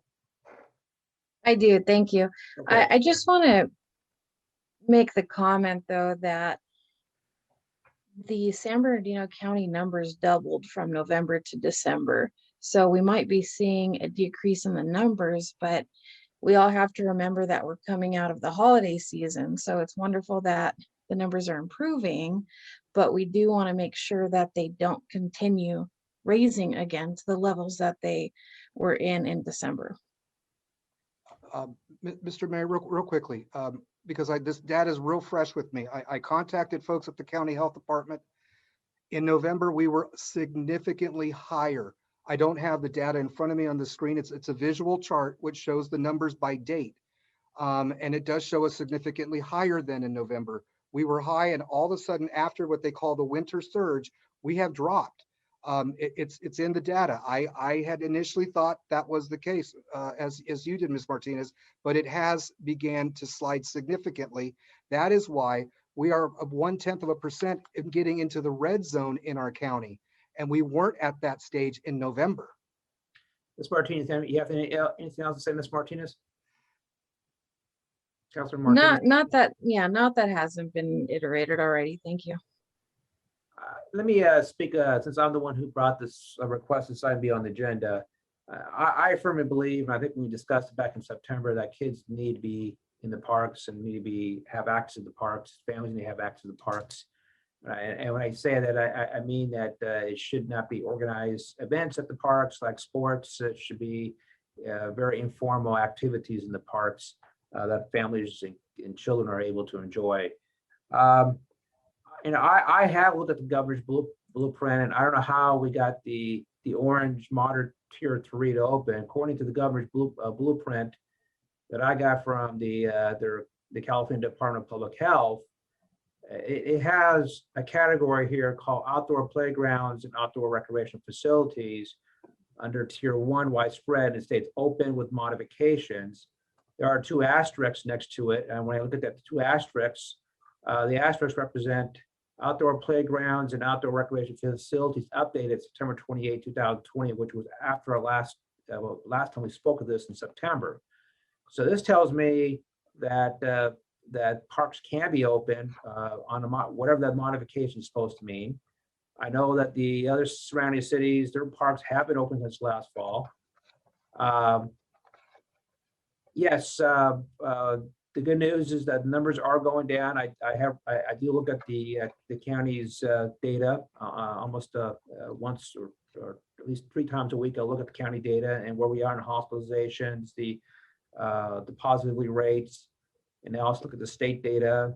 And so it is very likely, it appears that we'll be in the red tier pretty soon. And yes, I'm aware of the fact that we have the UK variant, and some of the disease experts are saying that we may experience a very difficult surge here during the month of March of April. So what I think it's important is at this time is that we recognize the fact that parks are open. Their kids and families should have opportunity to be in the parks. I haven't heard any evidence that by having parks with unorganized events, there is potential of the spread of the vaccine or the spread, of the virus. Right now restaurants are open again with outdoor dining, and you have people outdoor dining, eating without their masks on. Parks is a much wider space. I don't anticipate the parks could be full of people. I think it'd be a very limited amount of people, which is customary for parks. I'm not asking that we open up the basketball courts, we open up the splash pad, that the tennis courts, or maybe the skate park. I don't know. Open all that up, but I do say that we should at least allow families and kids to be in the parks, run around the parks, maybe have a little small picnic in the park, etc. So what I like to do is ask staff to bring this matter back perhaps at our second meeting in March or our first meeting in April. And then give us a recommendation of opening the park with the modifications, or if additional changes, modifications are made by the governor in his address in 2 weeks, then we can include that. And so that's what I'm going to recommend to the council to do. Any comments regarding that? I would concur, Mr. Mayor. I think that's fine. I think that's a It great gives idea. us time to see what is happening So, across the come state. back to the second, our second meeting in March. I don't have a date in front of me right now. Or you That'd want be that March the 5th, first meeting March in April? 14th, sir. I'm Why sorry, don't we do April? you want it at the April meeting? I think this will First give us April meeting? time, much more, it'll give us about 6 weeks at that point to be able to see the direction this is going. Okay. If we can Anticipate continue that, to the downward March trend, and that's good. Yeah, I think usually last year, we did have a lot of rain. Not sure what's going to happen this time of the year, but if there's concurrence among the staff, then I'll make a motion that we direct staff to bring back an item at our first meeting in April to open the parks with modifications. I'll Yes, second that. First by myself, second by Mr. Rue. Any comments? Yes, Mr. Mayor. Councilman I just Johnson. want to make sure that I understand the motion. If I heard you correctly, you wanted staff to come back with a plan to open, or was it for us to look at the data and determine whether or not it was safe to open? I will say the latter. You look at the data, staff will give us a modification, open the park, excuse me. And then the city council at that first meeting in April to decide if they wish to open the parks or not based on modification. Got it. Mr. Mayor, would that modification then include, because based upon the tiered structure we have now, opening parks is in one, activities is in the tier underneath. So are we merging the two in this motion? Is that what it is we're getting at? Well, I think we're going to ask staff to come back. We're going to open the parks with modifications. What the modifications are, what are the limitations of the parks? For example, are we going to allow organized sports to take place in parks? Use of the playground, which I think the use of playground is acceptable. There should not be restricted. The tennis courts, for example, should be open or not. Obviously, I just mentioned about the splash pad. I think the staff's recommendation, the splash pad will be closed. So just we will list the activities, and we will determine which activities will be allowable in the park and which activities will be prohibited in parks until we get to a lower tier. That's a fair compromise.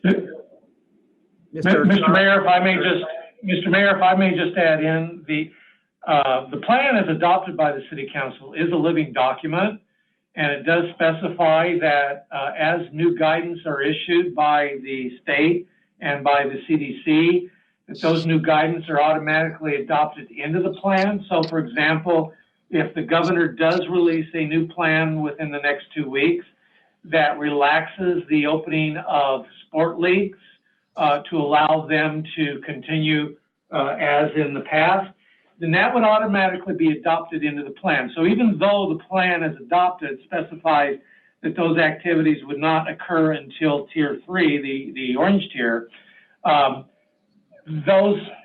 that new guidance would allow us to open up sooner than later. So I just want to provide the council some encouragement in that regard, that the plan isn't so structured that it doesn't recognize changes in guidance.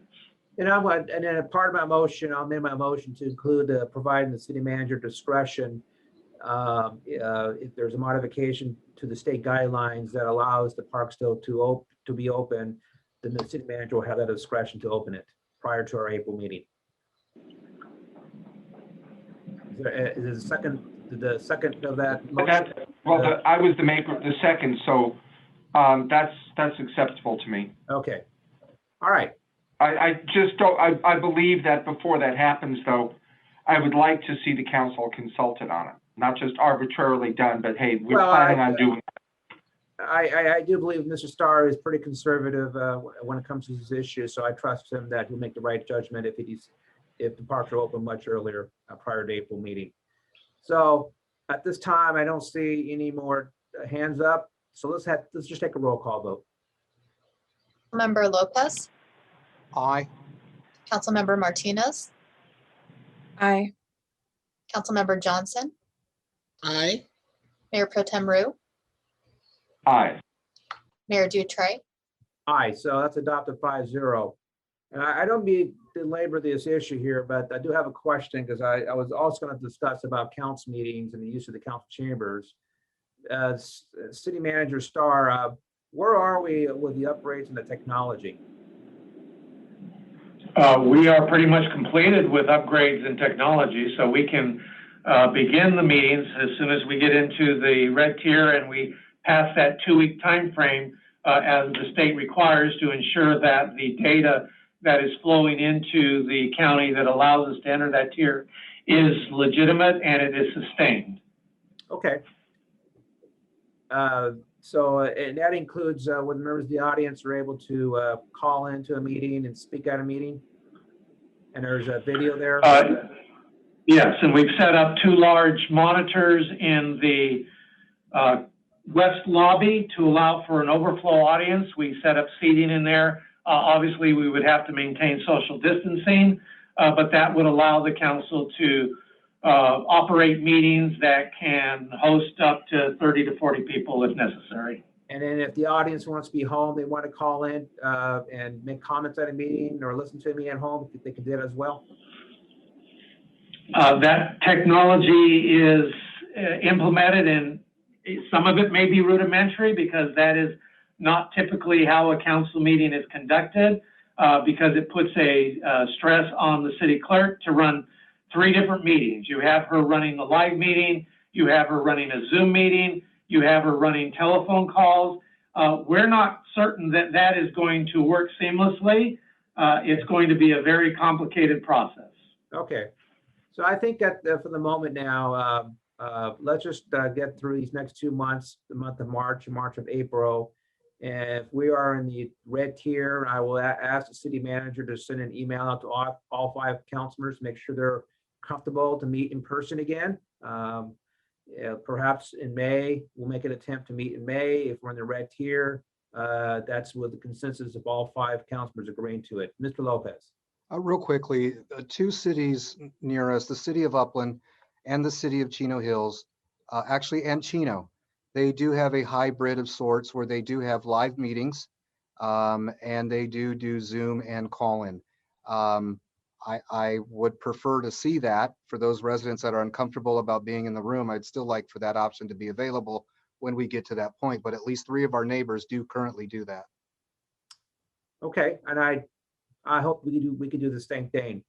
But do the council colleagues agree with me that we will, if we're in the red tier in May, city manager would do a survey of all 5 of us who were comfortable to meet in May in person. If one of us is not, then we'll continue on the Zoom meetings. I think it's important that all 5 of us agree to it. Does everybody agree with that? Mr. Rue? Yes, Mr. Mayor, I would concur with that.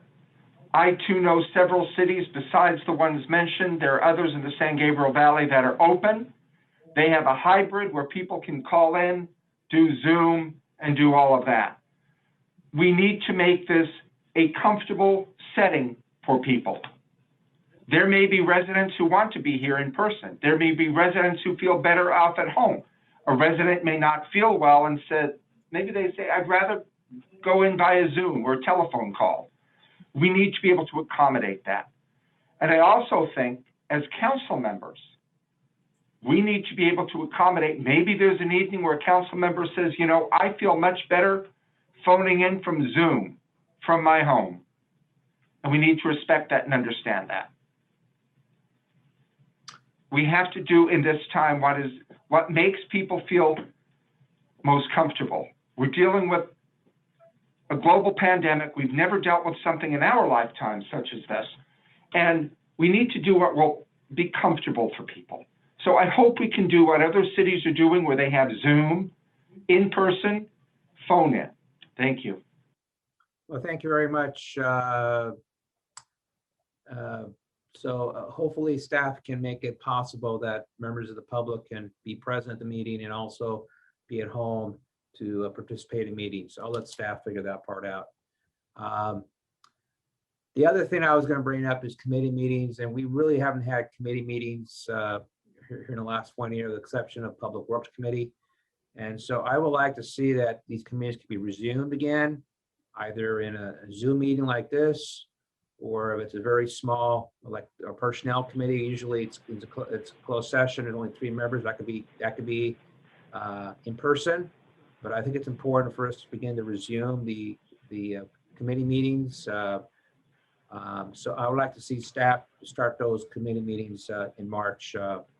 I know Personnel Committee usually meets twice a month. I think if that may could be once a month in person, and then there's some overlapping of personnel issues, but it's important that the members of the Personnel Committee are updated on the personnel decisions being made. There's been quite a few here in this last go around, and I want to meet with the city manager so I understand what's going on, but I think it's again important that the committee meets. I concur, Mr. Mayor. I'm on the Personnel Committee, and even if we have to do it via Zoom somehow in a closed session way, that would be fine with me. Yeah. Okay, so I'm going to move on, and I think we've spoken enough on the council response. I know it's almost 9 o'clock. I'm not used to going this late. So we have a council workshop on February 24th at 6 p.m. Regarding the mid-year budget review. Is there a motion for to hold this workshop? So move, Mr. Mayor. I'll make the motion. Lopez first, Ruth second. Let's take a roll call vote. Councilmember Lopez. Aye. Councilmember Martinez. Aye. Councilmember Johnson. Aye. Mayor Pro Tem Rue. Aye. Mayor Dutre. I'm an aye. We'll now move on down to communications. City manager, we have anything else you'd like to add this evening? No, I believe I made most of my COVID comments during the last item. Thank you very much. As far as myself as mayor, I know there was comments about the Asian American community, and they're very much respected here in the city of Montclair. As I mentioned back in late November, all communities here in Montclair, no matter race, nationality, sexual orientation, are respected in Montclair. We don't believe in discrimination. We believe that this is a very open community. I think you saw this in the invocation today, and that's the position of myself, and I believe, and that should be the position of all of us here in the city council, and the position of the city of Montclair as far as the employees. I'm going to move on with communication, and since it's late, Mayor Pro Tem Rue. Mr. Rue, are you there? Okay, I've unmuted. It took me a moment to unmute. As far as how we treat our fellow human beings, I was taught growing up that we're all God's children, deserving of respect, dignity, and equality. I wasn't reared to look at anybody based on their income, their color, their nationality, any of that. I think that is something that all of us exhibit on this council. I believe that this is a very welcoming city. The fact that our neighborhoods are as integrated as they are says a lot about who we are as a community. So I concur with what you said, Mr. Mayor, and I think we need to, for somebody who doesn't live in Montclair and doesn't know this community, if they just drive through our neighborhoods, they're going to see a very homogeneous community mixed with so many different people.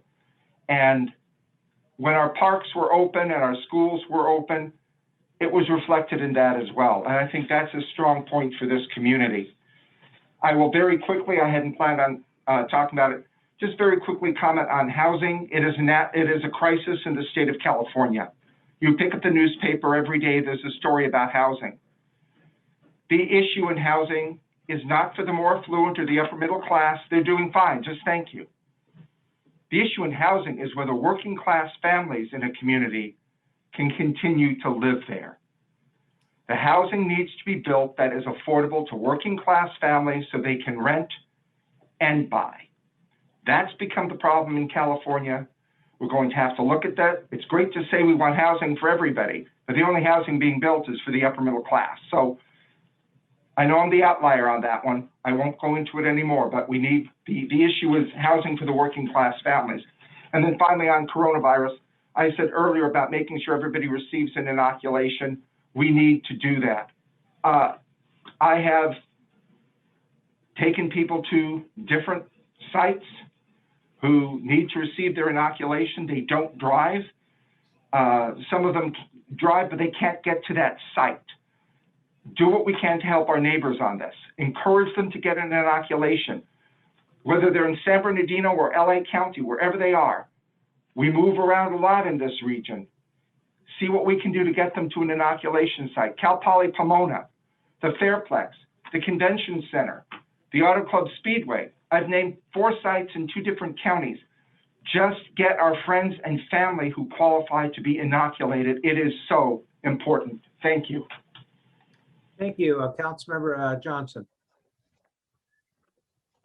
Thank you, Mr. Mayor. I actually had 3 items tonight. One of them was I wanted to announce the Public Works Committee, but I think we've talked about that quite a bit tonight, so I don't need to go into any detail with that, but I am happy to see that we're meeting again, and I'm looking forward for the other committees to meet. Number 2, I wanted to announce for people who do not know, the Montclair Police Department, in partnership with the Red Cross, is having an upcoming blood drive, and I would encourage you to check our website, the Montclair City website, for all of the information about that blood drive. And lastly, it is Black History Month, and so I have someone I'd like to introduce you to. His name is Smith Thrash. I suspect he has 2 surnames because of his ownership. For the first several years of Smith's life, he lived as a slave, and when he became an adult, when he was no longer a slave, he met and married Annie. And Smith and Annie Thrash worked as sharecroppers. Annie tried to help out by taking in laundry and doing other odd jobs to make ends meet. And over the course of their marriage, Smith and Annie had 16 children. One of them was Carrie Elizabeth, who was my grandmother. And my grandmother, and I don't know if it's because of the message that she got from her father, the ex-slave, or if it was because of her personal experiences, but she worked really hard to make sure that her one and only granddaughter knew how to behave in the presence of other people. And there were some things that she was quite adamant about, such as you never, ever look a white person in the eye. You never, ever speak to a white person unless you're spoken to, and then you only respond the way you think they want to hear, not what you really think. And most importantly, do not ever, under any circumstances, allow yourself to be within arm's reach of a white man, because it will not end well for you. So there has been progress, obviously. Here I sit, the great-granddaughter of an ex-slave, and I'm free to say whatever I want. And when we are in council chambers, I sit between 2 men of European descent within arm's reach, and I feel 100% safe. So there has been change, but there still needs to be more change. So during Black History Month, what I would like for our community to do as individuals, 2 things. Number 1, I would like for you to, on your own, find out a little bit about Black history. We know who the obvious icons are, but find out about somebody that you didn't know about that was important in Black history. But more important, we are a family. And so in addition to looking for something about Black history, I want each of us to reach out to somebody who's not like us. Reach out to somebody who's a different gender, a different ethnicity, a different sexual orientation, and try to get to know that person. I know it's difficult because of COVID, but there are still ways that we can interact. And I want all of us to understand that at the end of the day, we're the same. We may have our individual challenges, but we all want to be safe. We all want to have the love of our family. We all want to be well fed, and we all want to have peace of mind. So I would challenge all of us to reach out to people who are not like us, to broaden our community family, and so that we understand it, and so that we understand each other, and there won't be as much divisiveness among us. That's all I have for tonight. Thank you. Thank you, Council. By the way, nice fireplace in the background. And Thank you. Councilmember Martinez. Yes, thank you. I think you hit the nail on the head, Councilmember Johnson. I really appreciate you speaking up on that topic today, and also for our speakers earlier today. I appreciate the reminders. It's one thing to live in a diverse community and to not be racist or sexist or discriminatory, but it's another thing to act intentionally about inclusion so that we can actually promote equality in our community. When this lockdown first happened last year, I mean, I heard horrible stories about the things that were said to elementary school students in our city. You know, you don't think that there is that level of racism here, but absolutely there is. There are people telling their children that their Asian American peers are, you know, the cause of coronavirus and are eating bats' heads. I mean, just horrible things. And we really need to be aware that this is happening, whether we see it or not, whether we think we're participating in it or not. We really have to be inclusive. We need to keep those issues at the forefront of our decision making and the way that we conduct ourselves every single day, because it absolutely is an issue. That's all. Thank you. Thank you. I'll finish with Councilmember Lopez. Thank you, Mr. Mayor. Like I said at last meeting, I think we should hold, at least maybe half of us, some of our meetings at Ms. Johnson's house for use of the fireplace. Since I don't have one, that would be a benefit. All in favor? No, I'm joking. I'm joking. I wanted to touch on one topic. I know what the meeting is, it's past 9:30, no, 9 o'clock now. And this is not hidden knowledge because I got tipped off with a phone call from representatives and officials from the city of Chino saying, hey, Ben, do you know what's going to happen to your fire department soon? For those of you that don't know me, you know, or should know me, you know that I've always made the fire department an issue for 20 years. And I am a little bit concerned by word that the county fire department will be offering lateral positions to any existing firefighter at another agency. We obviously are another agency, we're not the county. Should that happen, we possibly could lose some individuals that are currently within our borders as firemen to the county fire, which would put us down men. As a council, I think we're gonna have an issue on our hands coming up very soon that we need to take seriously. So I know that will be happening soon, as we cannot control what the county does. And it's unfortunate that another entity can possibly take away the best and brightest firemen here in the area. I've always said we may be a small city, but we are mighty in what we do. And we are the little engine that could of the West End and the little engine that could in San Bernardino County. With that, I will conclude my comments. Thank you for your time. Thank you for all those that joined the call. And good night, everyone. We'll see you in March. Well, thank you very much. And I have full confidence in the Montclair Fire Department. And it kind of concerns me that another agency is contacting one of our council members. I think that, you know, I've been in this business for 28 years and I've seen the politics and the labor negotiations. So I would put that in a grain of salt. And I think we need to be real cautious about what's being said from others, and others should be very cautious what's being told to us and to the public. So I have full confidence in our fire department. I have full confidence in our staff, and I have full confidence in our labor negotiations that's currently occurring with the Montclair Firefighters Association. Councilmember Johnson. Yes, Mr. Mayor? You have something to say? Your hand was up. No. Okay. Oh, I'm sorry. All right, no problem. This city council meeting is now adjourned. Thank you.